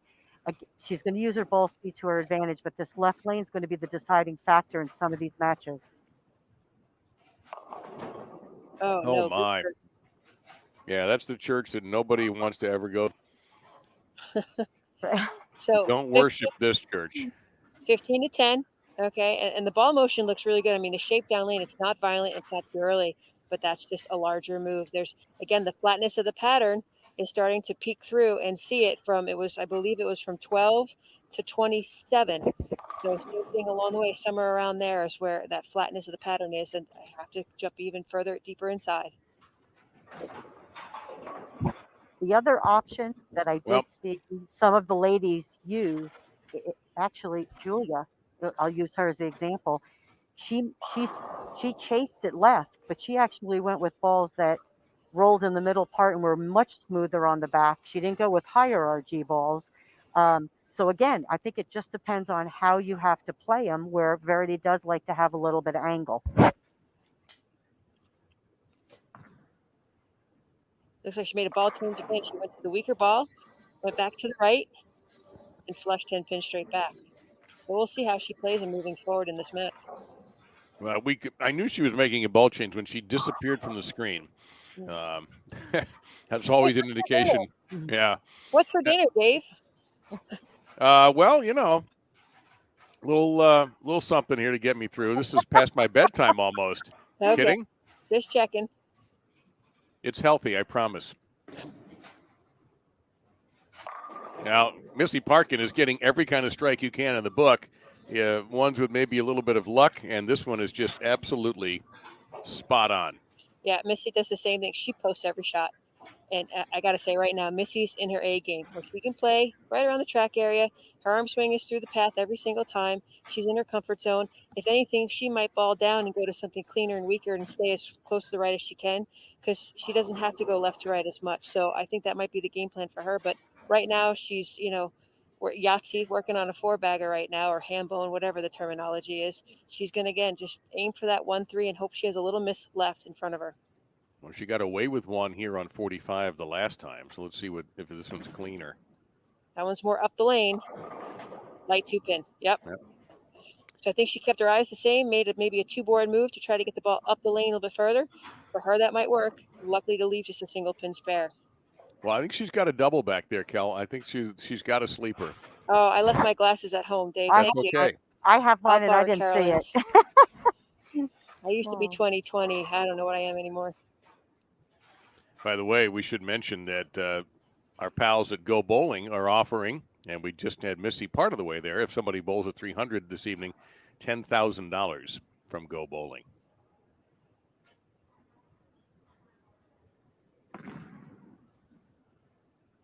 All right, routine. Professionals make that shot look so routine. It's not that easy, but at this level, that's not a high percentage miss on those sleepers. But Verity struggling, as you can see by the score. Her last shot was absolutely perfect with a ball change.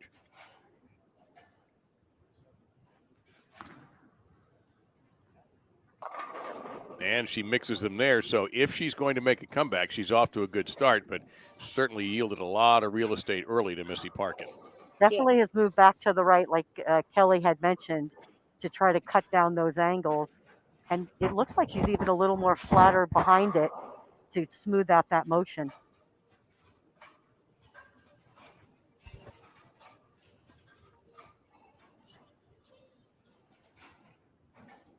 See if she has the left lane figured out more consistently.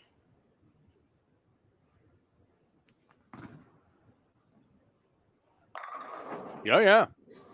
Yep. Well, it's as if those first 3 frames never happened, but unfortunately the record says otherwise. But at least she stabilized herself and letting Missy Parkin know that Missy is going to cannot let up off of what she started with. Yeah, with a bigger ball change, you would think it's going to force you further to deeper angles as well. And bigger ball, and I'm not talking about circumference, but obviously stronger cores and stronger covers, it's going to slow down even sooner. So that might be where the hooking is coming from. So for her to stay further to the right, she's staying with the more higher RG balls, cleaner covers. Looks like there's not polished, but maybe 3,000 or 4,000 on it. We thought there might be a messenger there, but it looked like it headed behind the 10 pin for Missy. Yeah, she's really in the driver's seat right now. She's doing a great job as always controlling that 1-3 pocket. See the 6 pin just falls gently in front of the gutter, in front of the 10 pin. That pin bounces off the sidewall, but just not the right angle to have the messenger take it out. Missy is a very good spare shooter. Very, very good spare shooter.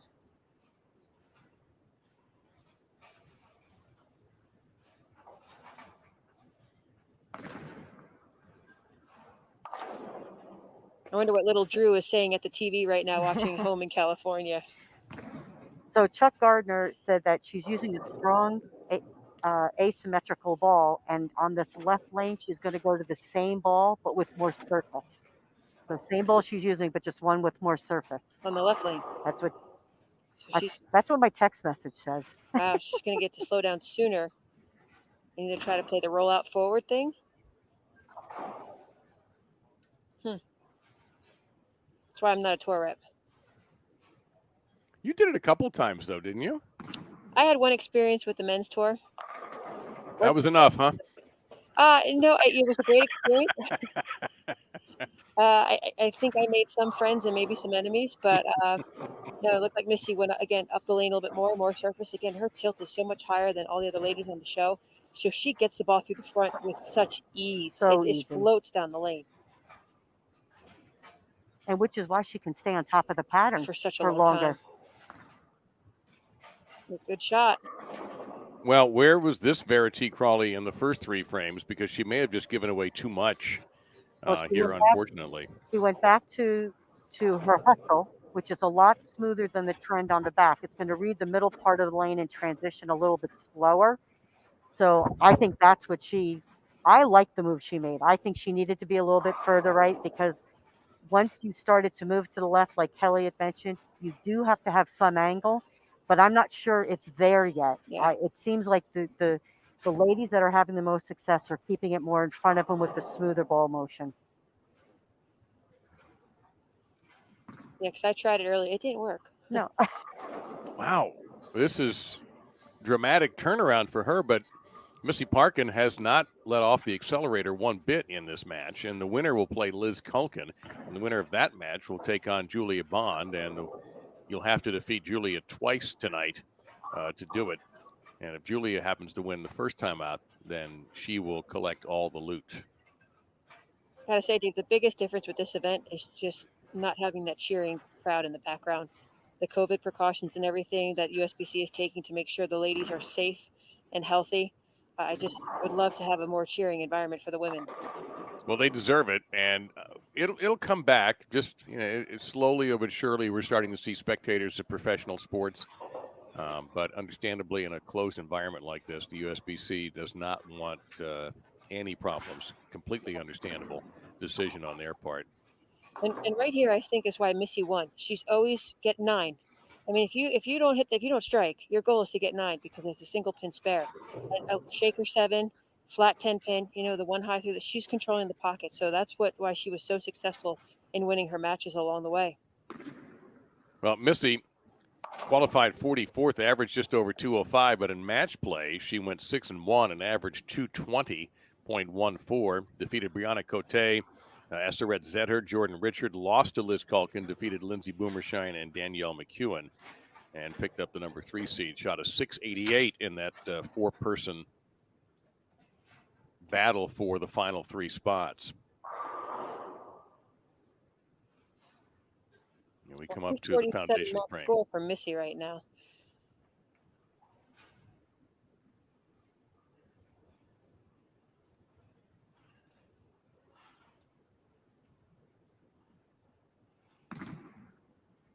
Looks pretty good. Oh, nasty 4-pin. I like this view though, because you Yeah. can see when we're talking about ball motion, you can see how much more direct, straight in front of her Missy's ball motion is. And again, great shot. I agree with Kelly 100% on some of these pairs. I was telling Chris Schlemmer earlier today, some of these pairs were brutal. I mean, it was 190 game. You were like, oh, thank God, let me get to the next pair. But it was all about what Kelly just said. If you weren't striking, make your spares. Just you weren't going to lose pins on the field. You were probably going to stay close in your match, because if it was tough for you, it's probably tough for everybody. Yes. Just some pairs had that, like you said, blower 7, flat 10, fill frames, and then you kind of catch your double here and there. And the same She's with not out of this, is she? No, not at all. I didn't think so. We saw women shoot 160 and then shoot 279. She can punch out for what, 241 if she goes off the sheet? That's correct. Yeah. And here you could see on this lane, that ball got a little right of the tracer. Again, smooth motion off the pattern. She doesn't. I like Verity's release. It's clean off her hand. She's up the back of it, just allowing the lane to take the ball. Yeah, 241 max score for Verity, 236 for Missy. So this would be an unbelievable comeback considering how this game started for Verity. Oh, ring 10. Oh. Wow. It just looked like just a touch faster off her hand. Just speed. That's, 2-3 extra seconds off her hand or miles per hour. Ring 10. So now 220 is what she can spare and strike out for. Well, she's going to make Missy mark. Yes.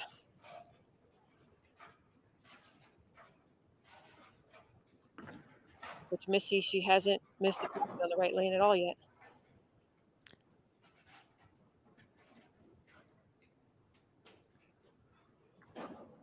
Now, Verity Crawley, if she does not win this game, is going to look back at that disastrous start she had. Go ahead. I wouldn't fault her too much, Dave, because she threw the fill ball with the stronger equipment, and it looked good. But then as soon as it hooked even more, so I give her credit to being smart enough to get back to the right as quickly as she did to even force Missy right now to mark that frame. Yep, 220 for Verity. After shooting at 190 the first game? Yeah. No. I think she shoot 190 or 180? 180, yeah. 197 was her first score. She improves, but may not advance. Nobody ever said this sport was fair. We could have a long discussion. Oh, where do you want me to start? Without any beverages involved or anything. No. Let's see if Missy can advance and go against Liz Culkin.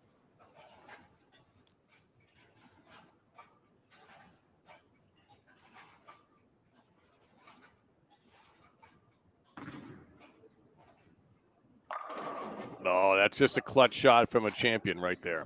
Yeah, she liked it off her hand. Missy, you can always tell by her body reaction when she knows she aced it off her hand. Only needs 5 to lock out her opponent and move into the match with Liz Culkin.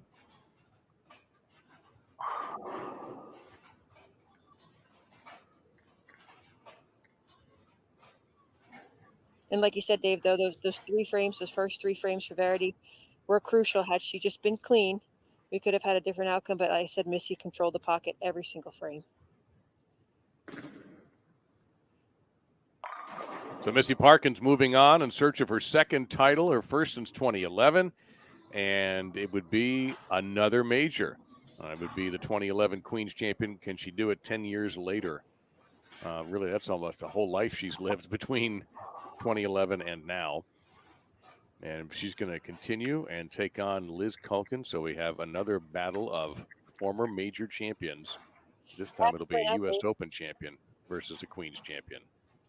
All these women do represent their country in international play. Team USA, Team England, and Diane is Latvia. Latvia. Thank you. Yep, there's a little backdoor strike for Missy just to finish things off. So Verity Crawley's Queens ends with a 4th place finish, but a terrific tournament for her as she strides ever closer to the winner's circle that we are all convinced she's going to be spending some time in with her game. So hopefully we'll hear from Verity very shortly. You see Chuck Gardner talking to Missy right there as Liz Culkin gets set for this match. Now, what could that conversation have been like, Carolyn, between those two? Between who? Chuck and Missy, because he's busy all of a sudden. I believe she changed balls on the fill shot just to see. It was a stronger ball. It looked like it had a little more surface. It could even have been the ball that she used on the left lane. I do know that because I saw her pick up a different ball. I think she was giving him feedback on, hey, I tried it. I'm sticking with my game plan because honestly, her ball motion right now, her reaction looks really good. And again, Missy's forte is her ball speed. She'll either ball up or ball down, depending on what she wants to see, and she'll use her ball speed to her advantage. I think Liz is going to be left of Missy. She usually is, so I'll just see how deep she gets. Now, Queen Bee, Liz Culkin, is set in the number 2 position. There you see the top seed, Julia Bond, getting in a couple of shots before she'll clear out and make room for Missy.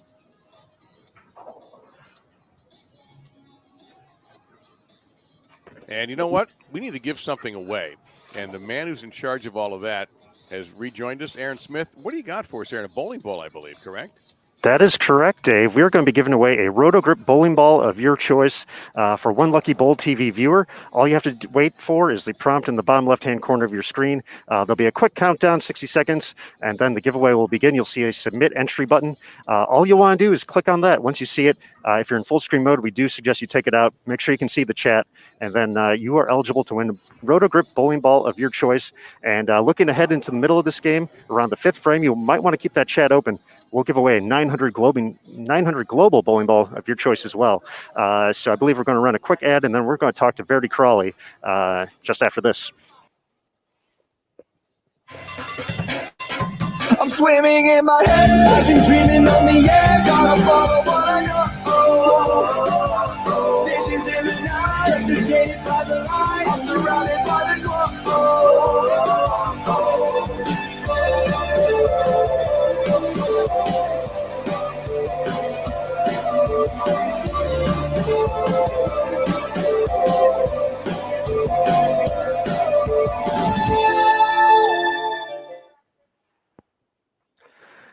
All right, folks, with that, the giveaway is going to begin, and we're going to bring in Verity Crawley to the Bowl TV broadcast.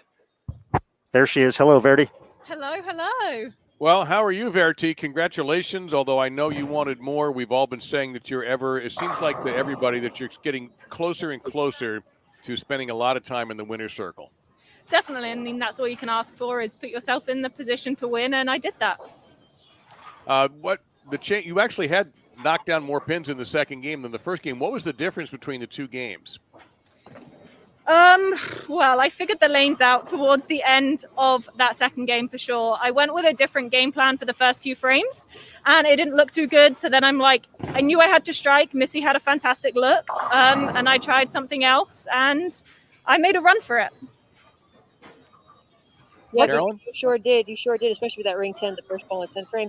I just have to ask, did you feel that the downtime, because of everything that occurred, was an advantage? Did your mindset change differently? Because right now, the start of your 2021 season has been kicked off with a great start. 100%. I think that's been the biggest thing for me is my mindset has completely shifted. You know, I'm looking at life a little bit differently now, which means I'm looking at bowling a little bit differently. And I think that that's really benefited me. You know, in the end, whatever happened.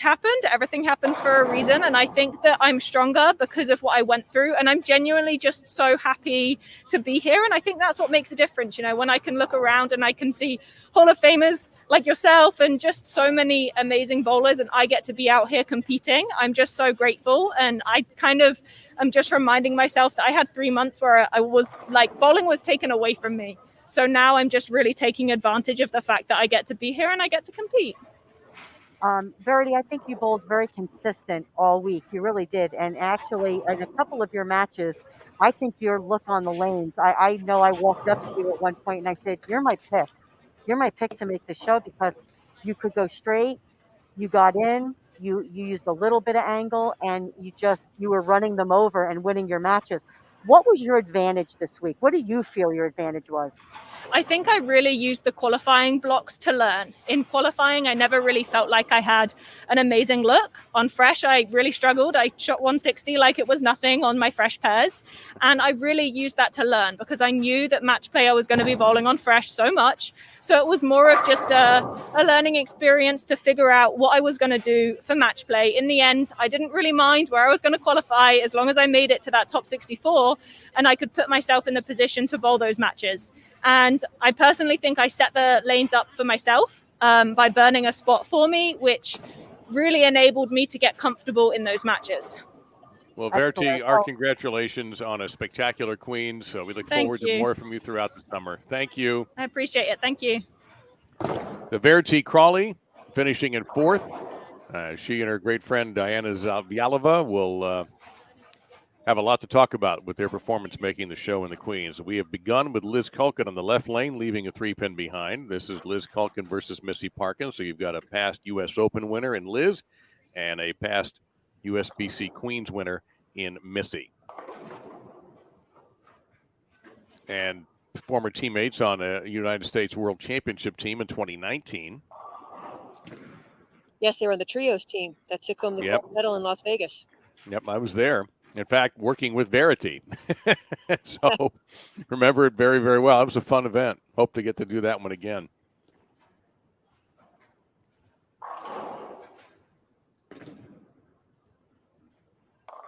And Missy, after a great performance on that right-hand lane, leaves a couple of behind here to start her second match. Yeah, you could see 2 boards inside of where she was hitting earlier. Well, there's a little time in between. You're waiting a little bit. One of the toughest shots was when you were sitting waiting for your turn or out of a commercial break. You had to remember to keep up your ball speed, be ready, because it's kind of easy to be sitting in a chair and just get a little relaxed. You almost have to practice that. Honestly, time yourself 2 minutes before you throw a shot.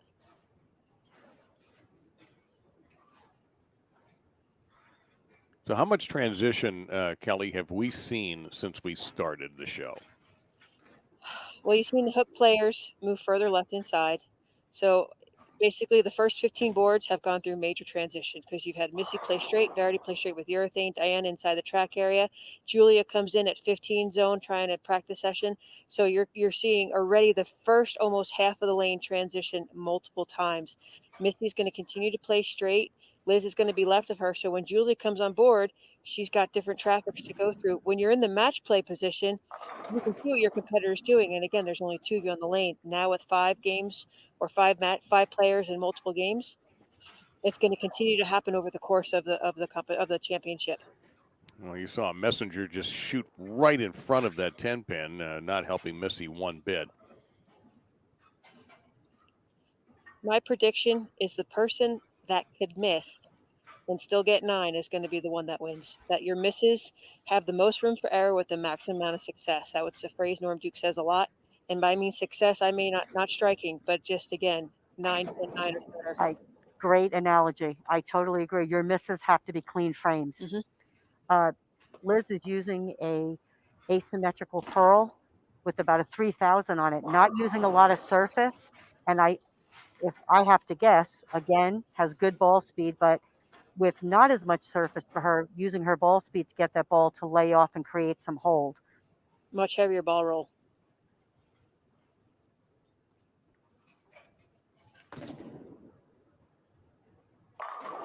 perfect shot from Liz Culkin, who, by the way, has bowled extremely well in Reno.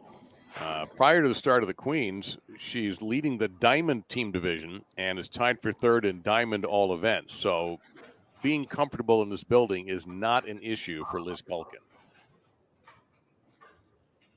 Many of the women came with the opportunity to bowl the women's championships prior to the Queens kicking off. I always say this, anytime you can have practice in the facility, you're going to have the competition, and it just gives you some more awareness, more information that you can use during the competition.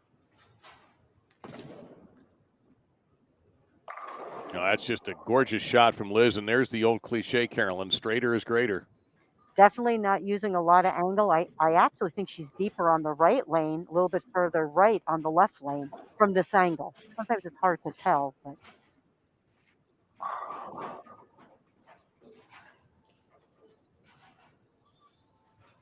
Yeah, Missy and Liz faced each other in match play, and Liz won that 663 to 569.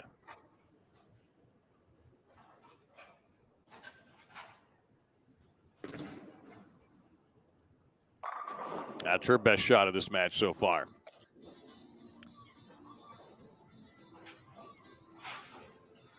Definitely, because of the pattern, the ball still had to go up the lane. So you really, like, you take the board that's 1 inch and 1/16 wide, you take it 60 feet long, you have to trace that board up the lane. Didn't have a lot of hold unless you got deeper left inside, and even that went away very quickly. So you have to think parallel and the arm swing going through as if you want to see the ball travel 60 feet on 1 or 2 individual boards. it actually looks like she made a little bit of a bump to the left, Yeah. too. Again, parallel, like you said, to keep it straight. I didn't think that hurt this week at all. No. Even if you moved too much, it goes back to what you said. If you went light, you make your flat 10. Yeah.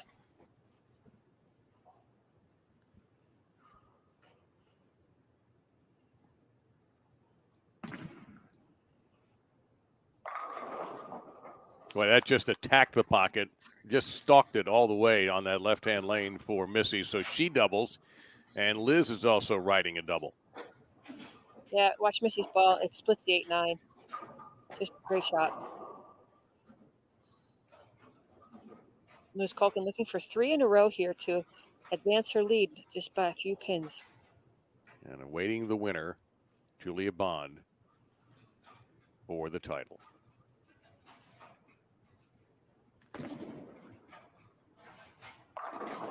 Oh, collapsing, all sorts of trouble.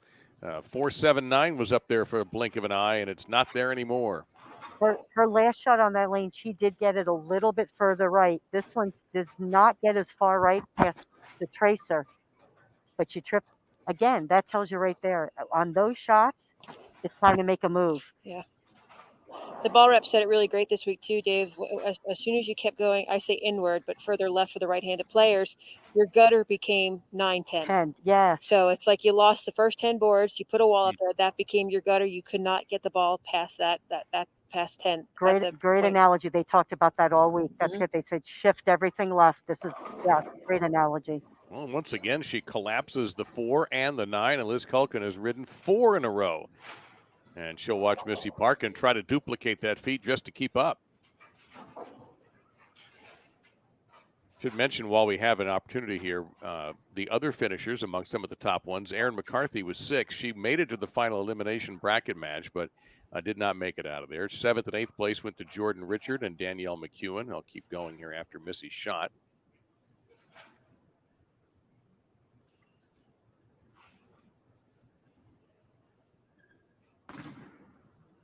Slightly left.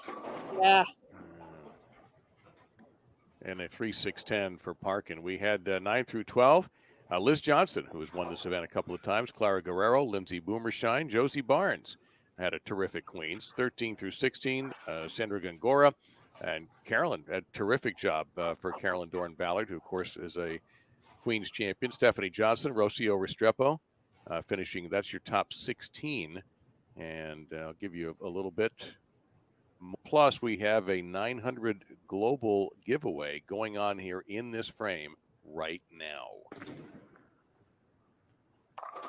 With Missy going high on those 2 shots, that right there is telling you that if you're missing, because I believe the miss for this pattern was left. You weren't trying to play the hook. Again, it's better to make that move parallel and go light and fill a frame. You can always move back aboard with your feet or move your eyes to adjust for the flat 10 or the blower 7. And just to put a bow on our top finishers, just to some past champions, Shannon O'Keefe, Deandra Asbeatty, and Dasha Kovalova all finishing in the top 32.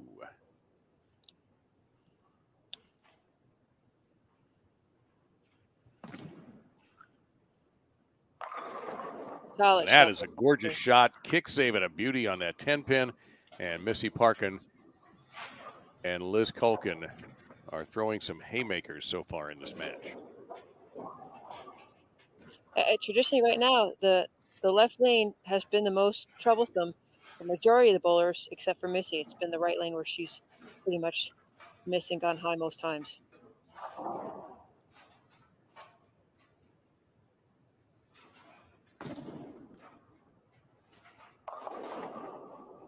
Oh, no. Well, that's not Verity's Crawl Greek Church. That's Liz Culkin's, and that's on the same lane. And, I thought it was almost identical to the last shot that she threw. If you look at where she crossed over the hours, about 16 again. And last time that ball pushed and backed up, this time it was something checked. That's it. That was so difficult to understand as a bowler. Normally you get a trip 4-pin as an indicator that you have to move. There was no indication. All of a sudden you go 3-bagger through the face, just like Liz did. Boy, what a turnaround that is. All of a sudden, Liz, as you see on the scores, was cruising along and then stumbled into that. So we'll see how quickly she recovers and how this is going to affect the rest of this match.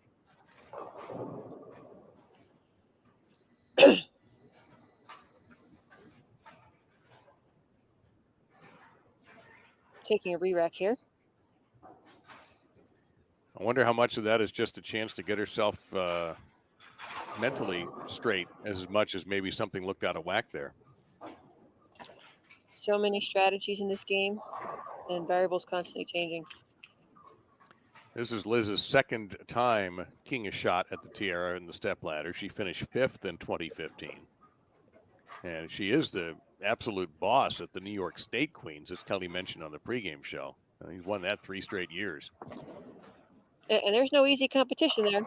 No. Liz Johnson moved back to New York. Shannon Sellens was up there. There's a lot of great female bowlers in the New York State area. New York, great bowling community. Liz definitely made the move on this left lane, got that one a little bit further right of the tracer, gets a light hit. I didn't move off light hits this week, did you? No.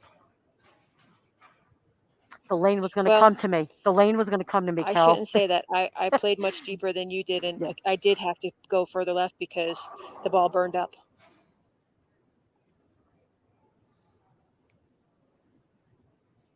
Missy Parkin. I'm telling you, anytime you want to borrow my hand, you can have it. You were supposed to offer me yours back, but that's okay. No problem. I'll gladly let mine out anytime. Ooh, almost. No. That shot looked, from that angle, ladies, that looked like a really good shot. It was. It was a good shot, but now they're almost starting to play. Everybody has tried to play that certain part of the lane, which means now you're in Verity and Diana's traffic. Mm-hmm. Everyone has used some surface. They all said some of them tried to break it down with more surface in their practice shots. So to me, that zone may be almost out of bounds at this point, and now the move has to be to the next zone, which is what you saw Liz do on the left lane.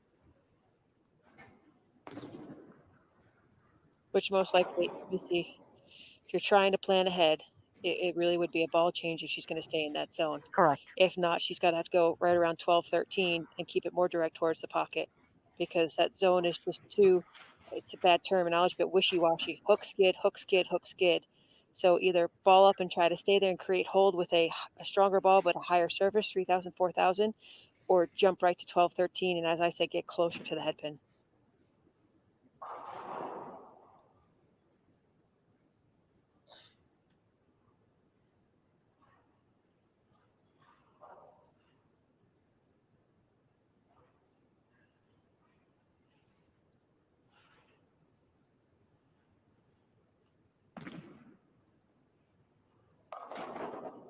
Ooh. Well, we talked, Carolyn, you talked about what a great spare shooter Missy is. It's going to be tested. She's already made one of them. 3-6-10. Gonna plug. I got better at this spare this year. One thing that's a little bit different about her game that I've noticed is she's not getting the single pin leaves anymore. She's now leaving when she's missing. She's now leaving to have to pick up.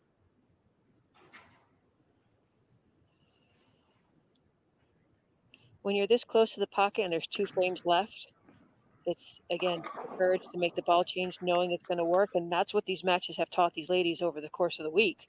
You know, it's not a risk. It's a risk you have to take, not one do you think you should take.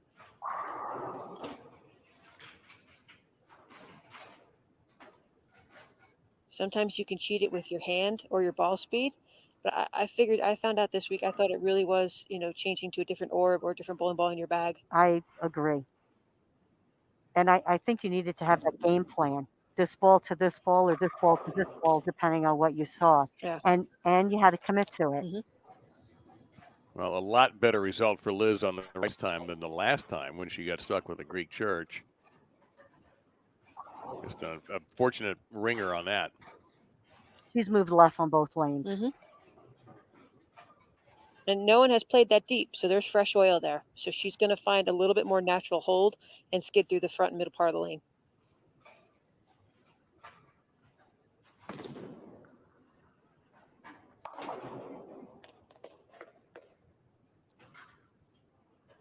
Yeah, got to take care of the little things if you're going to win this championship. And Liz doing that, along with Missy, by the way, making now 2 3-6-10s in this game. So look at this. We're coming up to the foundation with just 8 pins separating these two for a chance at Julia Bond, who sits in that number 1 position. Yeah, and Liz was the higher seed, so she chose to finish on the right lane. Her max score is 231. Missy's max score is 223.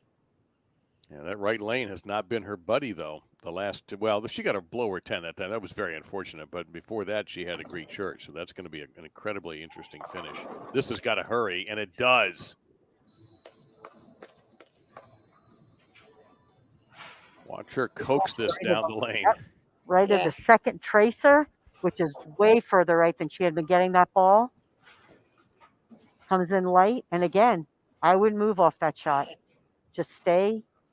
That was the best carry all week long. Oh, my God. Yes. The light hits. Absolutely. Mm-hmm. So Missy Parkin and her foundation now really has to throw some shade Liz Culkin's way.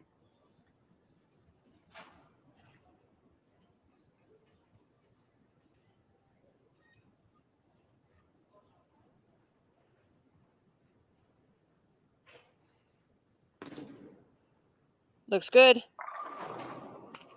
Made that move into the track area, still keeping her angles. If you notice one thing about Missy, she hasn't changed her angle. Still keep it in front of her, but she made that move into that 12-13 area, like you said. Perfect shot. Now, Missy cannot shut Liz Culkin out, but she can post a pretty good number. And now she will be rack on lane 45. Well, if Missy strikes out here, she's going to force this Culkin to double. So they're still added pressure. No doubt. How many matches did we see come down to the 10th frame this week, too? A lot. Yeah. Still shots. Well, it's always cool when you have it come down in this championship environment for such an important title.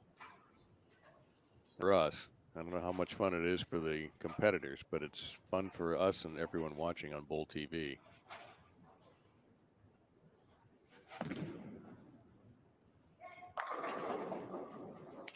That's the first one in the 10th frame. Again, if she strikes out, she will force Liz to double. Right shot, 8-9. And Liz has made the move on the right lane, leaving the 10 pin. So what she does off of that is going to be key in that 10th frame.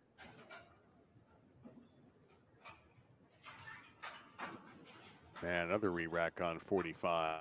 May be an issue here. That's our third re-rack. Liz took one and Missy's taken two. So there may well be a physical issue here. with the way the pins are lined I up. think if you want another breathe, you want a few minutes to breathe. And there, I have to say, there were a few racks that could have looked a little bit better as the week was going on. True.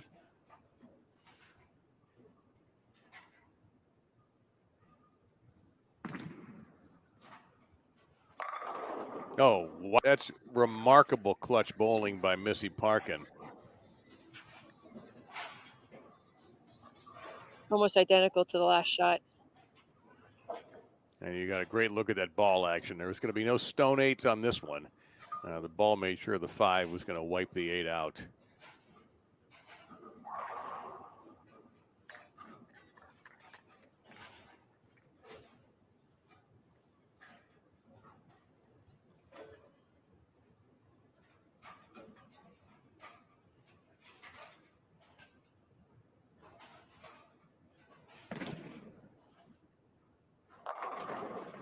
Wow. What a predicament she puts Liz Culkin in. I believe Liz needs a double and 3 to win. What a finish for Missy Parkin. A championship finish. 223 from a past Queens champion, looking for her first win in years, which is just impossible to believe on the tour. 4th stepladder appearance of the Queen. She's been 5th. She's won. She's been 4th. And it has a lot of pressure. She's missed here the last 2 times on this lane.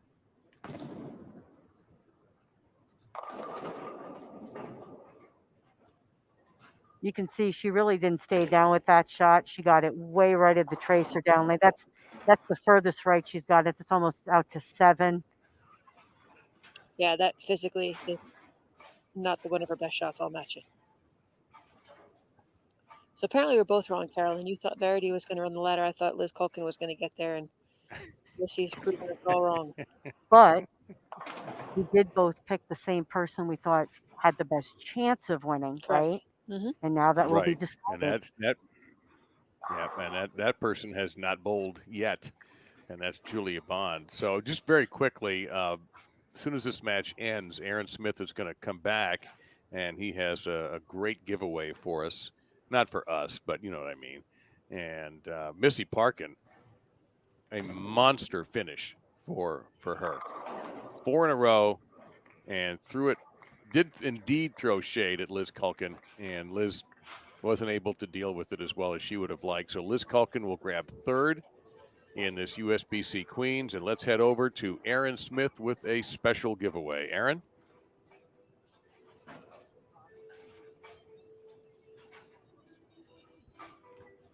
There we go. All right, folks, we're ready for our final giveaway of the day. We're giving away a Storm bowling ball of your choice. It's going to work like the other 2 giveaways. Make sure you're out of full screen mode. You'll see the countdown, and then you will see the submit entry button. All you have to do is click it. We've already have 2 winners in the books. Are you going to be the 3rd? Only way to do it, submit entry. We're going to get to that right after this ad, courtesy of our friends at Storm. Okay. All right, boys, this is it. This is what we work for all season. This is what it comes down to. This is the hard work we put in, day out. We show it on the lanes. We show it at practice. We show it here. Worked all season for this. This is our time to shine. Make good shots and great things will happen. One dream, one vision, one goal. We're going to show the whole nation what we're here to do.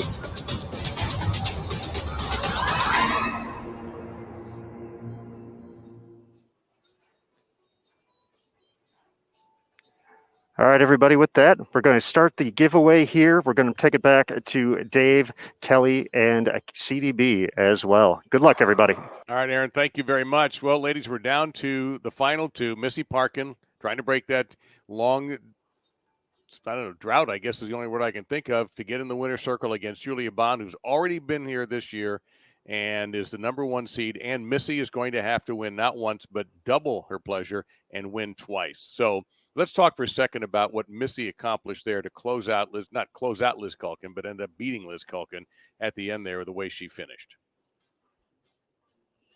I have to say this, and we said it early on, even when Missy didn't get 9, 7 makeable spare, 8 makeable spare and everything, her angles are just appropriate enough that the ball is not violently changing direction like a hockey stick in the back end motion. So therefore it's more controllable, it's more predictable. She's keeping everything in front of her. straighter is greater, and that's true. I really believe that in this building. Her tilt allows her to keep everything straight in front of her. From here on out, it's just ball selection. And like I said earlier, Dave, the person who has the most miss room is going to be the most successful, because it's easy to go washout or it's easy to go through the face. We haven't seen hardly any washouts at all. Everything's really been high. But Missy, I think, has a slight advantage being on the championship pair for as long as she had. But again, she will have to defeat Julia Bond twice. She will be left inside of her. And then I'll let Carolyn talk a little bit more about that too. Well, let's talk to Liz Culkin first. She's standing by, and she finishes third place in the Queens. And Liz, first, congratulations. I'm sure we can imagine how disappointed you are that things didn't go for you in this match. But the right lane that you've ended up finishing on got a little tough for you near the end there. What was the difference? The left lane's hooking a lot more than the right lane, and I knew that going in. However, the right lane actually started to hook a little bit more on me, and I made the appropriate move. The shot before rang a 10. Every athlete wants to be in that position to strike, and unfortunately, I didn't throw my best shot. That happens, but I'll learn from it and be better for the next time it comes around. What did you see as you mentioned that the left lane had been hooking? And I know we talked to Verity a little bit about this, and we saw the fronts hook, which then gives you the perception that the back ends get a little bit tighter. What was your game plan going in with the ball selection that you made? Were you still going with the smoother motion? It looked like you weren't opening your angles too much. Yeah, so the ball I threw actually is a ball that I drilled last night, so it's not a ball I've thrown the entire tournament, so it's relatively new, but I threw it every time I came on this pair. It looked great. Had some talks with Chuck. Just it looked too good not to throw it. So my game plan going in was definitely obviously to be further left than most of the girls. Obviously, Verity would have probably been the closest, but I definitely wanted to try to keep my angles in front of me because just all week that's what I've done. I've had a lot of success. And plus, it kind of keeps you out of trouble. So I was trying to keep my angles a little bit more in front of me. Well, great job, Liz. Well, In the third place finish here at the USBC Queens. You had a great round of qualifying, and to walk away with a third place finish, I know we're going to see you more throughout the season. You've kicked off 2021 with a great start as well, in comparison to your other competitors in the league. But congratulations on your third place finish this week. Thank you, Kelly. Liz, our congratulations again. Thank you so much, and a great summer undoubtedly forecast for Liz Culkin. Thank you, guys. Now Take our care. championship match. Thank you, Liz. Our championship match, 2011 Queens champion Missy Parkin, a long way from Syracuse where she won that title. Now we're Northern Nevada, and we are off against Julia Bond. Parkin on the left lane.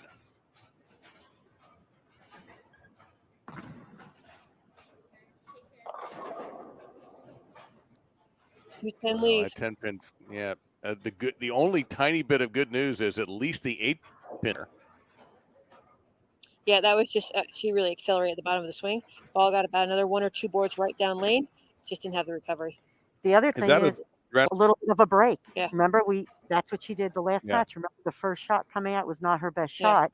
But again, people who are watching, even though you're able to throw a few shots, it's still not the same. You're still kind of waiting because that next person coming on is really taking their shots. So, that could be a little bit of the factor in just being prepared to make sure you get back to that same mentality and zone. Yeah, Missy went for it and did not any pins knocked down there. So she opens in the first frame. And here's our first look at Julia Bond, a winner already this year, and maybe one poised to have the big breakout year.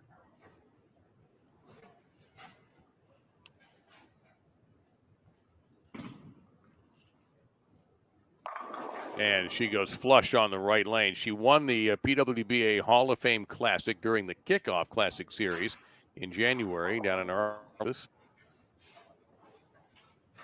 This is what and just to talk. Oh, sorry, please go ahead. Dave. What I was going to say is that was a great shot of what I was talking about with Julia's reaction all week. She's playing deeper. She's playing where Liz Culkin and Verity would be playing, right? She kept that ball. That ball hardly ever got right. And because it's a stronger ball at some surface, it just reads the back end of that pattern so in such a smooth fashion that it allowed her to have a little bit of hold. Yeah, when she got it a little right, the surface allowed it to come back off the pattern. And that one goes through the nose, however, and leaves her with the always pesky 10. Julia's had a spectacular year, and since joining the PWBA, actually a run of a couple of years, in 2019, she's 11 in championship round appearances between regional and national tour. 3 regional wins, a national win, and a victory at the 2019 Go Bowling PWBA Regional Showdown. So this seems like a logical progression for Julia Bond to be the top seed in a major championship.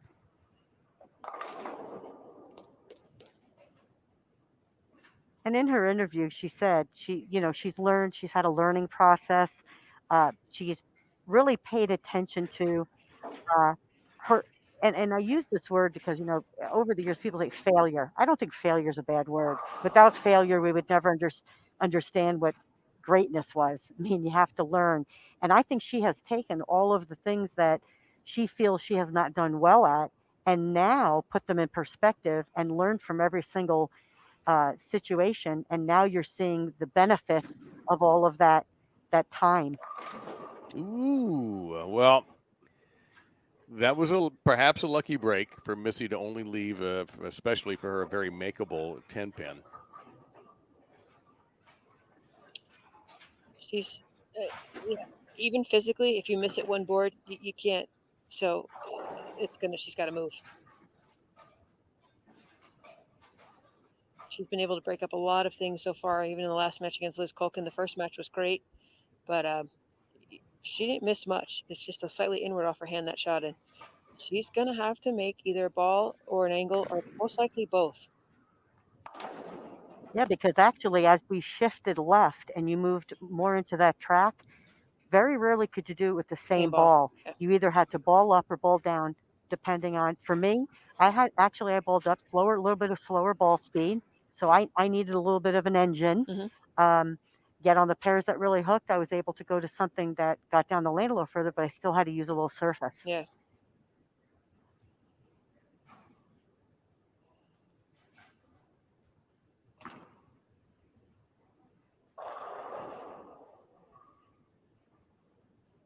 Now, Missy has had a good 2021.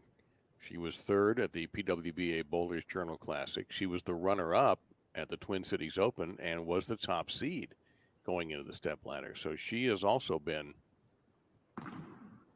very close. Look out there. And avoids disaster, and she's had to make that. She made that same spare, and now it looks even bigger than ever, twice in the last game in defeating Liz Culkin. It's amazing when the ball on the left lane gets to about 40 feet right at the beginning. It's like something kicks it, and it actually picks up speed as it's changing direction.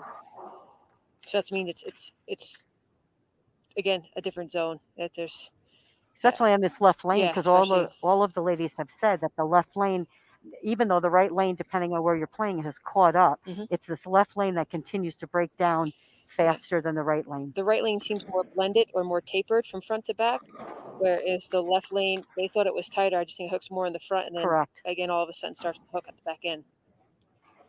I think because it slows down more in the middle faster, it even continues once it gets to the back portion of the lane, the left lane. And another reminder, maybe somebody just sat down and is catching this championship match. Julia Bond is in a very enviable position as the number 1 seed, and I'll explain after this shot.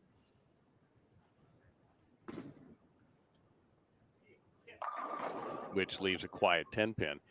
She only has to win 1 match. That's the traditional number 1 seed wins a match and wins the stepladder. Missy Parkin has to beat her twice. So Julia actually can lose this game and still have a chance to win. This is so Missy is going to have to win twice. Julia just once to claim the tiara, the trophy, the pendant, and the top prize. And that's one of those shots like Kelly and I were speaking about earlier. You don't really move off that very much. Maybe just pull your eyes a little closer, or depending on what your move is off of that. But right there, at least you're filling frames. 9 is good. 9 is good. And I do think that got in the way of some of the matches. You could see some of the girls were changing balls a lot, and you had to be patient. And I know sometimes that's not very easy to do. I'm not a very patient person. But, No. But when you see what the scores are, or what the lanes are doing, you have to get yourself into that mindset that what Kelly said. 9 is good. It's spareable. I think especially when you're playing in a major championship environment too.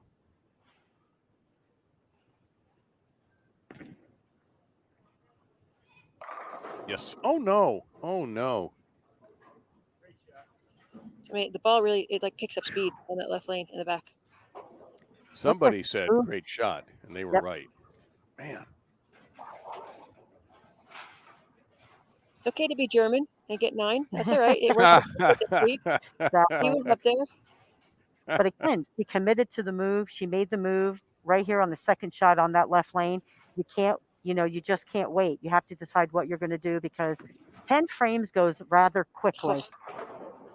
Boy, how many times have I heard that? And obviously, these ladies, and certainly you two, have tons of experience on TV, but I can remember every person I've ever talked to after a match who's bowled on television for the first time can't believe how fast it went by. It does. And even again, restating this, without having the spectators too, it's like even faster because it's so quiet. It's so quiet. It's not like practicing at home. And then it's like, is anybody going to talk to me? Is anybody going to clap? Yeah. It looks like a ball change.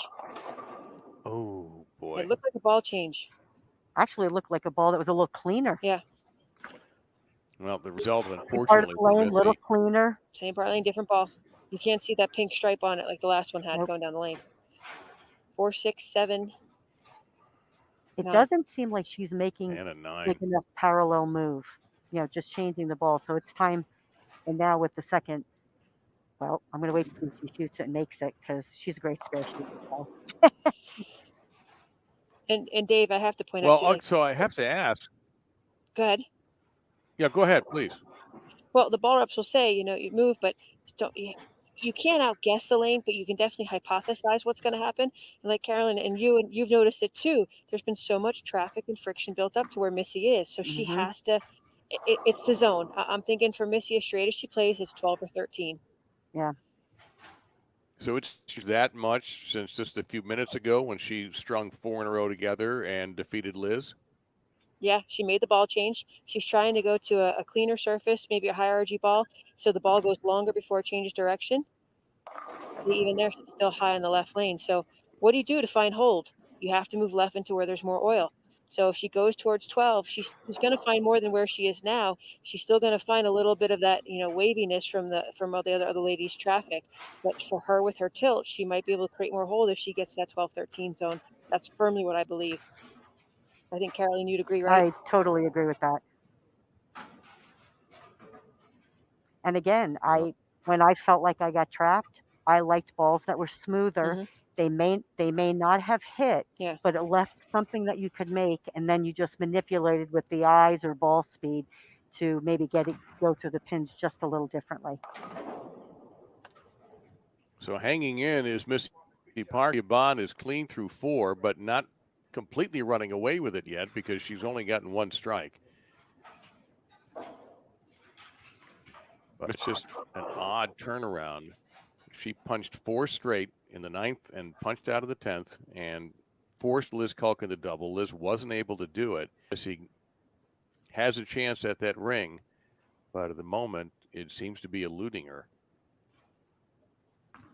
You've commentated a lot of shows, Dave, but you've seen this trend happen before too, where you shoot a great game, a 240 a game, and the next thing you know, you're shooting 185, 190.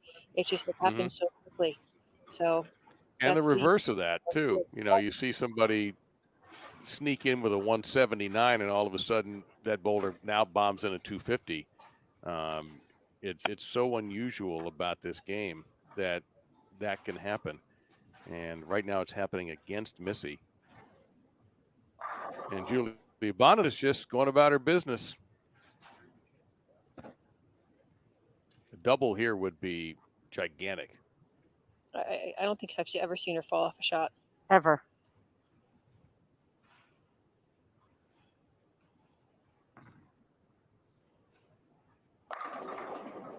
Oh, wiggles the 10 pin. Boy, I thought a better result was coming than that. So there's 10.5 pins in the rack. I just want to clarify. It's like having an extra snaggle tooth or something. But here's the thing. So you have, and I'm going to count, right? Okay, so 5 frames left, right? Missy Mhm. sees that Julia has a consistent look to the pocket. To me, 5 frames, you have 2 opens, you basically have to keep marking to have a chance. So now would be the time to make that big move. Or like Kelly said, maybe it's a move and a ball change. I definitely think it's part of the lane is first. Well, remember the big change back a couple of matches ago that Verity Crawley made, that she almost came from way back to win her match against Missy, and was actually in a position where she could have won the match and just wasn't able to continue to strike. But she put about 6 in a row together after making a ball change and an adjustment. Missy is certainly a veteran, and looks like we do have a ball change. Am I correct? I'm almost positive it's a ball change, and you could see she's moved left on the approach. She's made a big move. I like it when we're right. I'm telling you, what a guess. Oh, yeah.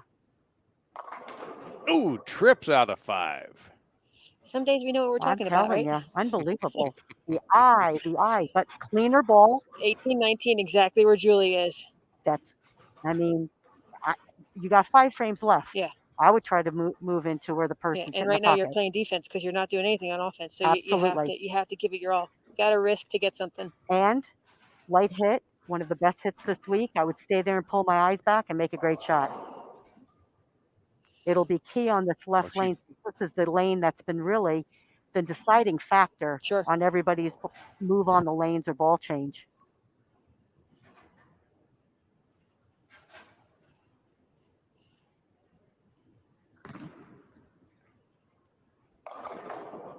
Oh. Okay. Okay. Wow. Yeah, I saw Liz's ball hook earlier. I saw Verity's ball hook earlier. So it should have been at least 3 more left of where he was in the right lane because the back end just hooks that much more in the left lane. Correct. Good break though. I mean, she's still not out of it. Nope. Don't get me wrong. I mean, Julia's controlling it and in the driver's seat right now, but Missy still got her seatbelt on in the passenger seat. She could hop over anytime. The thing is that she's not really doing anything to make Julia. She's not bothering her, is she? I mean, if she's not stringing strikes. Hey, Dave, I'm sure that's not her game plan. No, I know. But at the moment, it's just not, she's not as good as she was at the end of the match against Liz. And Julia is just ham and egg in her way. She's.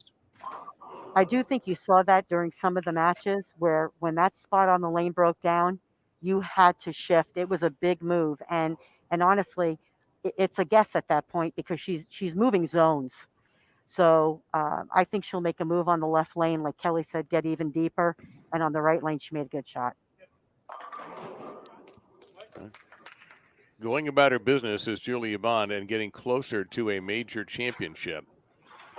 Yeah, she's flying like 26, 27. The ball's around 18, 19 at the arrows.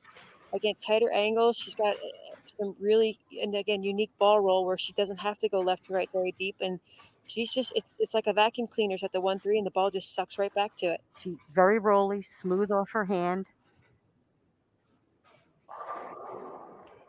Now, if she doubles here, she's going to force Missy. Missy's got to get the next 2 to even have a contention to stay in.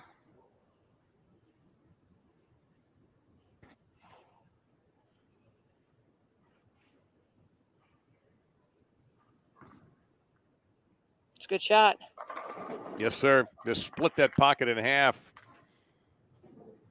Those light hits, those were the ones. Yeah. Look at right here. And even so, no matter what, if you're playing straight or if you're hooking it, that tracer was key. The tracer was key. Missy had it for a while when she could go more direct, more right to left. But now her actually might even be 11-12 just because of it as well. Let's see what she can do here on the right lane. She made the move the last time.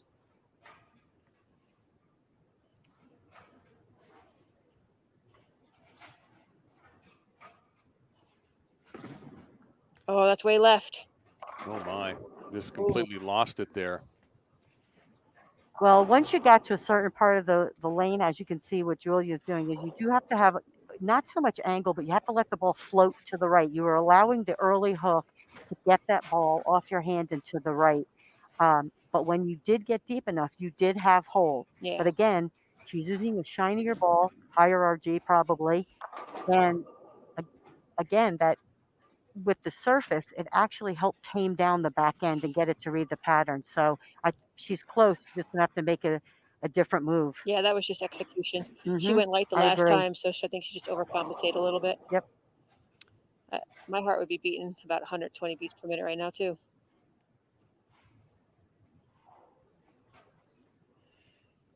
I'd be fanning myself right about now. I think we should wear heart monitors one event and see what happens. Oh my God.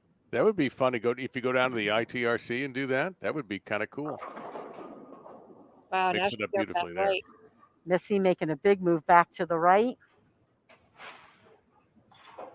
But the best that Missy can do is a 186, and Julia's sitting on a 238. But that would be right around what she's been doing lately, because in match play, in 18 games where she didn't lose to anyone in match play, Maria Jose Rodriguez, Gigi Mason beat Stephanie Johnson, Liz Johnson, Diana Zavjalova, and Liz Kulkin. And in beating Liz, she earned the top seed. She averaged 234.3. If Julia strikes here, I think she pretty much shuts out Missy. Great shot by Julia. And I think she's using two different realities. A dull one on the right lane and a shiny one on the left lane. Carolyn, I've been living in different realities for I years. know. Well, I mean, me too. I didn't borrow your glasses yet, so you have better vision than I do. Doesn't it look? I think. I mean, I could be wrong, but I swear on the left lane it looks. Yeah, and it Julie could be the Vaughn. light. Yeah, Julie just needs some pins. Winner, tofu, chicken, steak dinner.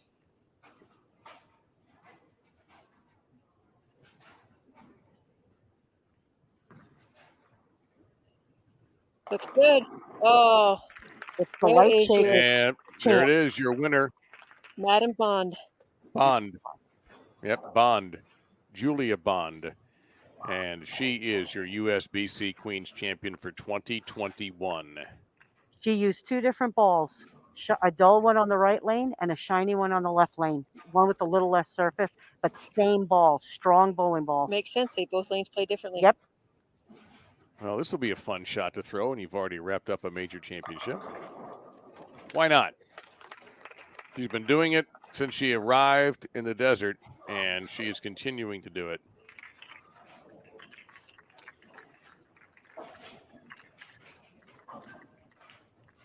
What a tournament for Julia Bond, and what a year she is having. This will be her second title. This is her first major, so she joins one very prestigious list of champions, including the woman she beats in Missy Park, and including the two women who are with me today. Your champion is Julia Bond. I'm not sure, Dave, but I'm guessing that puts her as a front runner for Player of the Year right now, or has to be really close to it. After winning one of the wins in Texas, and now a major here, double points. Dasha Kovalova, one of her very close friends out here on tour as well. And the no longer the reigning champion. She held that title right until just now. Of course, sadly, there was no event last year. We all understand why. And so Dasha, the 2019 champ. What a performance. I mean, all week. And she shows up in the title match and bowls exactly the same way that she had to get to that title match. But I had said that in the beginning. I'm telling you from the get-go, day one, she had a great look in the building. She was on her game. She's a fantastic spare shooter, but she kept the ball in play no matter when and where she was bowling. And I think that was key. And Kelly and I talked about it. 9 was a good shot.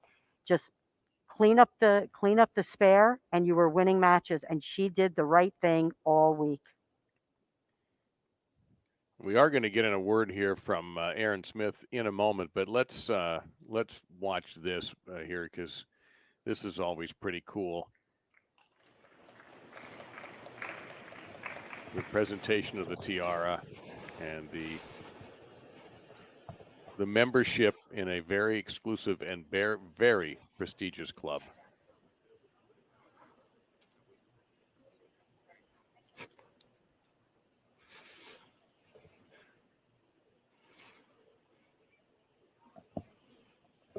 And with that, let's get a quick word here from Aaron Smith, who has an important word from one of our sponsors. Aaron? Thank you, Dave. And With products for bowling centers, coaches, and mechanics, Kegel is truly built for bowling. Visit kegel.net to learn more about all they do for our great sport.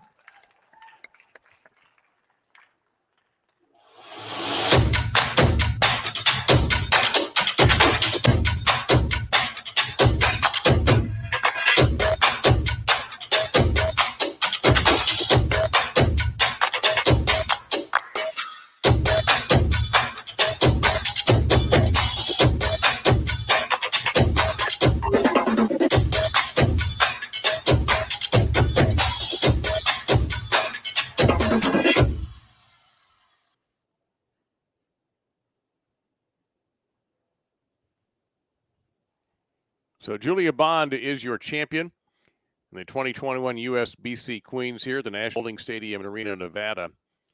And a solid performance from, as Carolyn mentioned, from the second she put her first shot on the lanes until last where Julia Bond picks up a second title for this year. No question, as to bring up Kelly's point that Julia would be your front runner for player. But we still got some work to do yet in this season, including another major later in the year. I do believe Missy Parkin has jumped in here and into our interview area. Hello. Hi, Hey Missy. there. Wherever you are, there you are, Missy. There you are.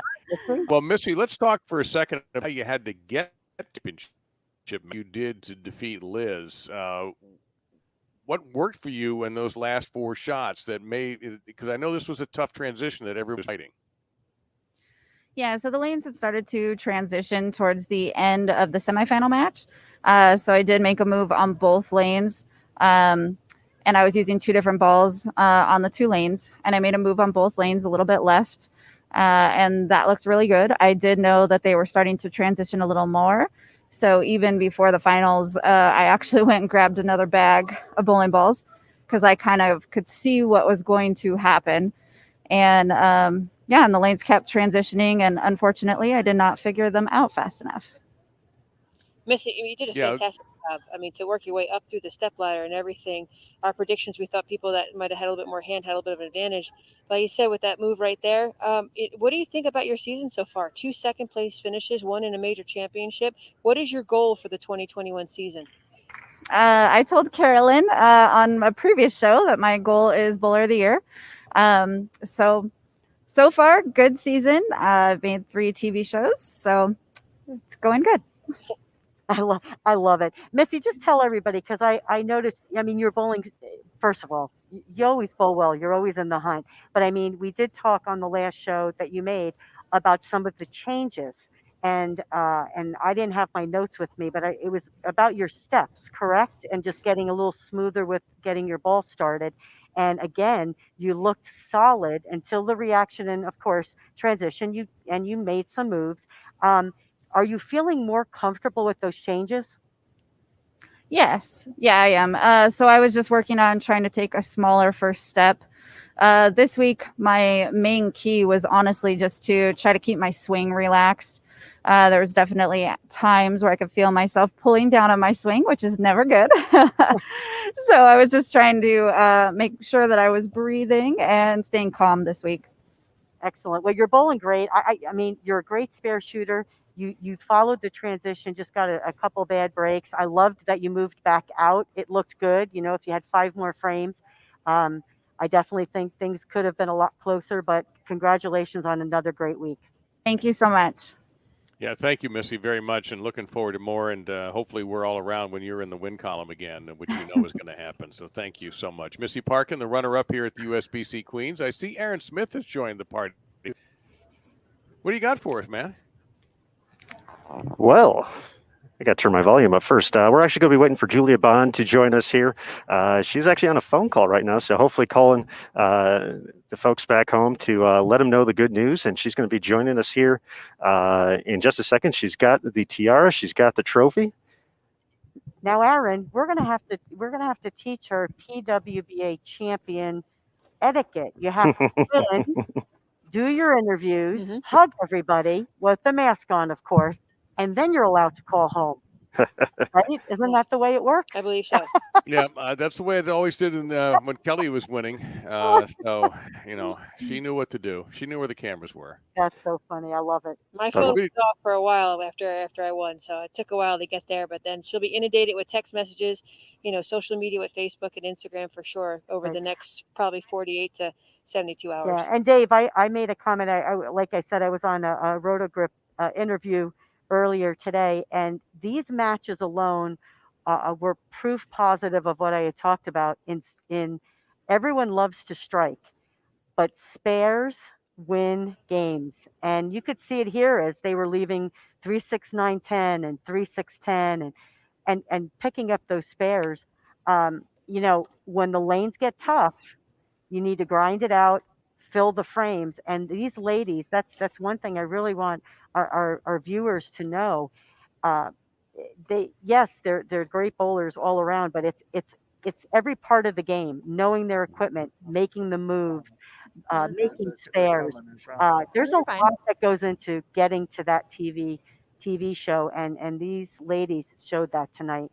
And our champion is with us right now. Julia Bond has joined that long list of very prestigious champions, including, of course, the two women who are commentating tonight. Julia, our congratulations. And Carolyn said from the second you showed up, from your first shot to your last shot, you were the most consistent player here. What do you owe that to? First of all, hi, guys. Thank you so much. For me, it was really doing a really good job with my arsenal. Same thing kind of back in Arlington with my win back in January. We had a very good idea about my ball progressions. And so I was able to stay consistent because I knew exactly what reaction I was looking for with my bowling ball. So it made a lot of the decision-making really easy. So at that point, just had to throw good shots, read what my ball was doing, and then make a choice and execute. Julia, I could not have said that any better. I'm just telling you, I watched you bowl all week, and I just, you were it. I mean, just from game one, it's just consistent. You're a great spare shooter. I remember talking to you a few years ago, and I'm not sure you'll remember, but I know you had talked about becoming a professional bowler, but you were going to finish school first. And I love it because you're so process oriented. You're so focused on, again, your progression. That's a great word for you. Tell everybody just a little bit of how you made that decision, and then does that outlook now when you're out here clear your mind a little bit, or do you think it set you up for success? I think that's a very good way to describe that. I think it did set me up for success, and something that I talk about, especially with COVID and taking a break, I was able to kind of prioritize how I want, like the things that were important to me and the things that I wanted to do. And something that I focused on was a lot of introspection. And when the tour, again, hoping that it was going to come back, I asked myself, when it comes back, how do I want to conduct myself? How do I want my season to look? How do I want to go out on the lanes every day? And I think it's really helped set me up for a great season. And I had a little bit of time to learn and to mature and to come out here and to execute. And again, process, I agree with you. I think that's a really key word for me, is staying within my process and every day learning and applying that every time I come out on the lanes. Well, Julia, the Preakness race just occurred this weekend, and let me tell you, there was no way you were 25-1 odds on winning the U.S. Queens.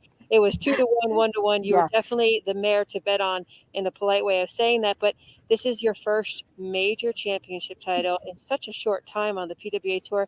Does this one feel differently than the last two you've won, and why?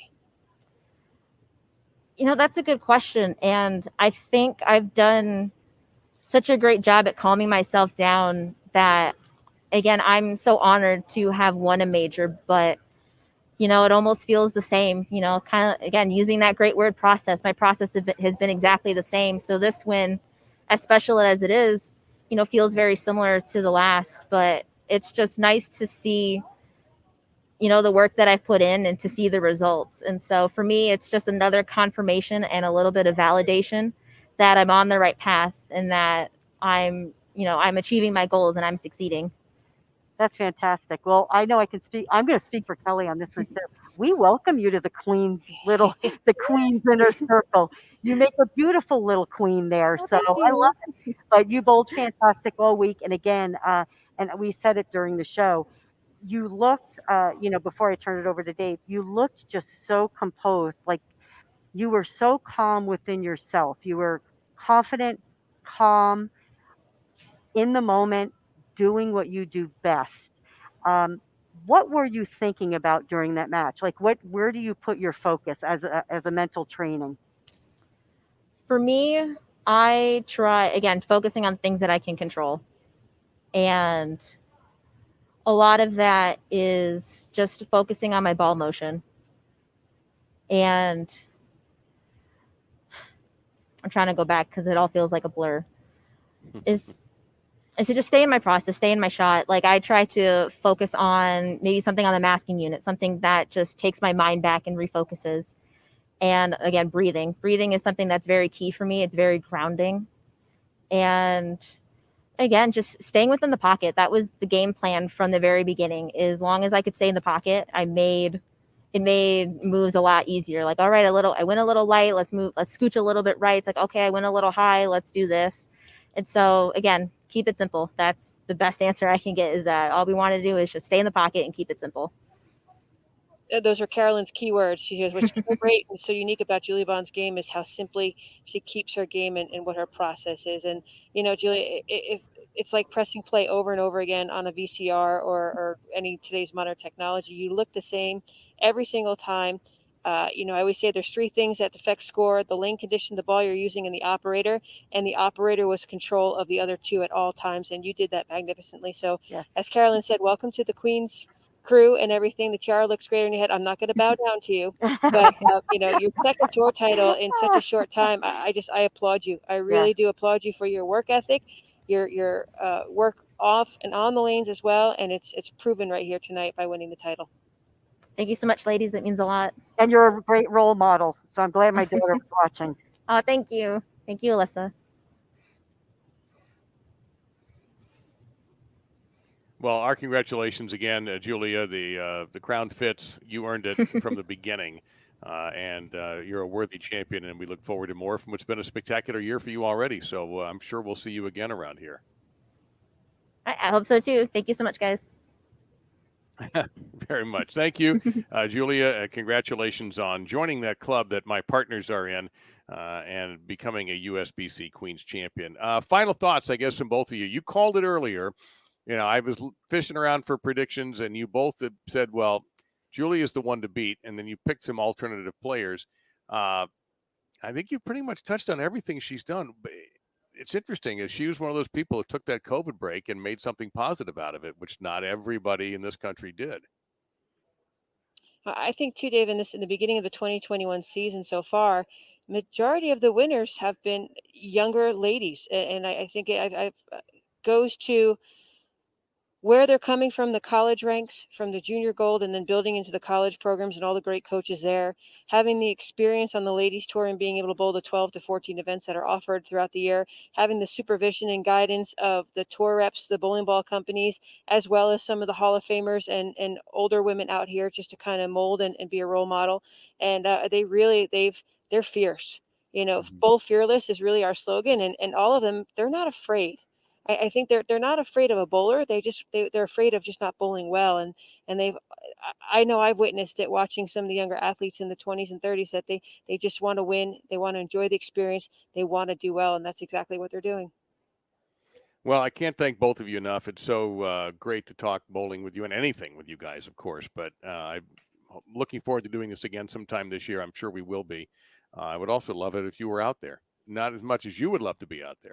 I'd like you to see my other better side of me, Dave. I do. I know. Other half we will. And hers too. I've got a lot of great assets I'd like to show off. Well, I'm looking forward to it. I don't doubt that's going to happen sometime. But I want to thank you both. I want to thank Aaron Smith, everybody at USBC, Mike Flanagan, who did such a tremendous job for us too. Jason, thank you very much. And so that's going to do it for the 2021 USBC Queens. Your champion, Julia Bond, her first major championship, and she was the best bowler all week long, a very worthy champion. And really the proper champion in a way. She ended up being the top seed, and she was the best player. We want to make sure we thank the United States Bowling Congress and the USBC Board. Kegel, the official lane maintenance provider of the PWBA. USBC Gold Partners, 900 Global, Roto Grip, and Storm. The Reno Sparks Convention and Visitors Bureau. and The Row.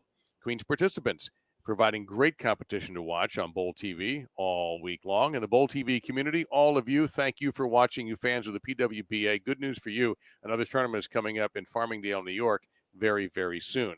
Tune in this Sunday on Bowl TV for UBA Brawl number 18. So for Carolyn and for Kelly, for Aaron Smith, Mike Flanagan, I'm Dave Lamont saying thank you and good night. And on BowlTV.com, bowling lives here. Good night.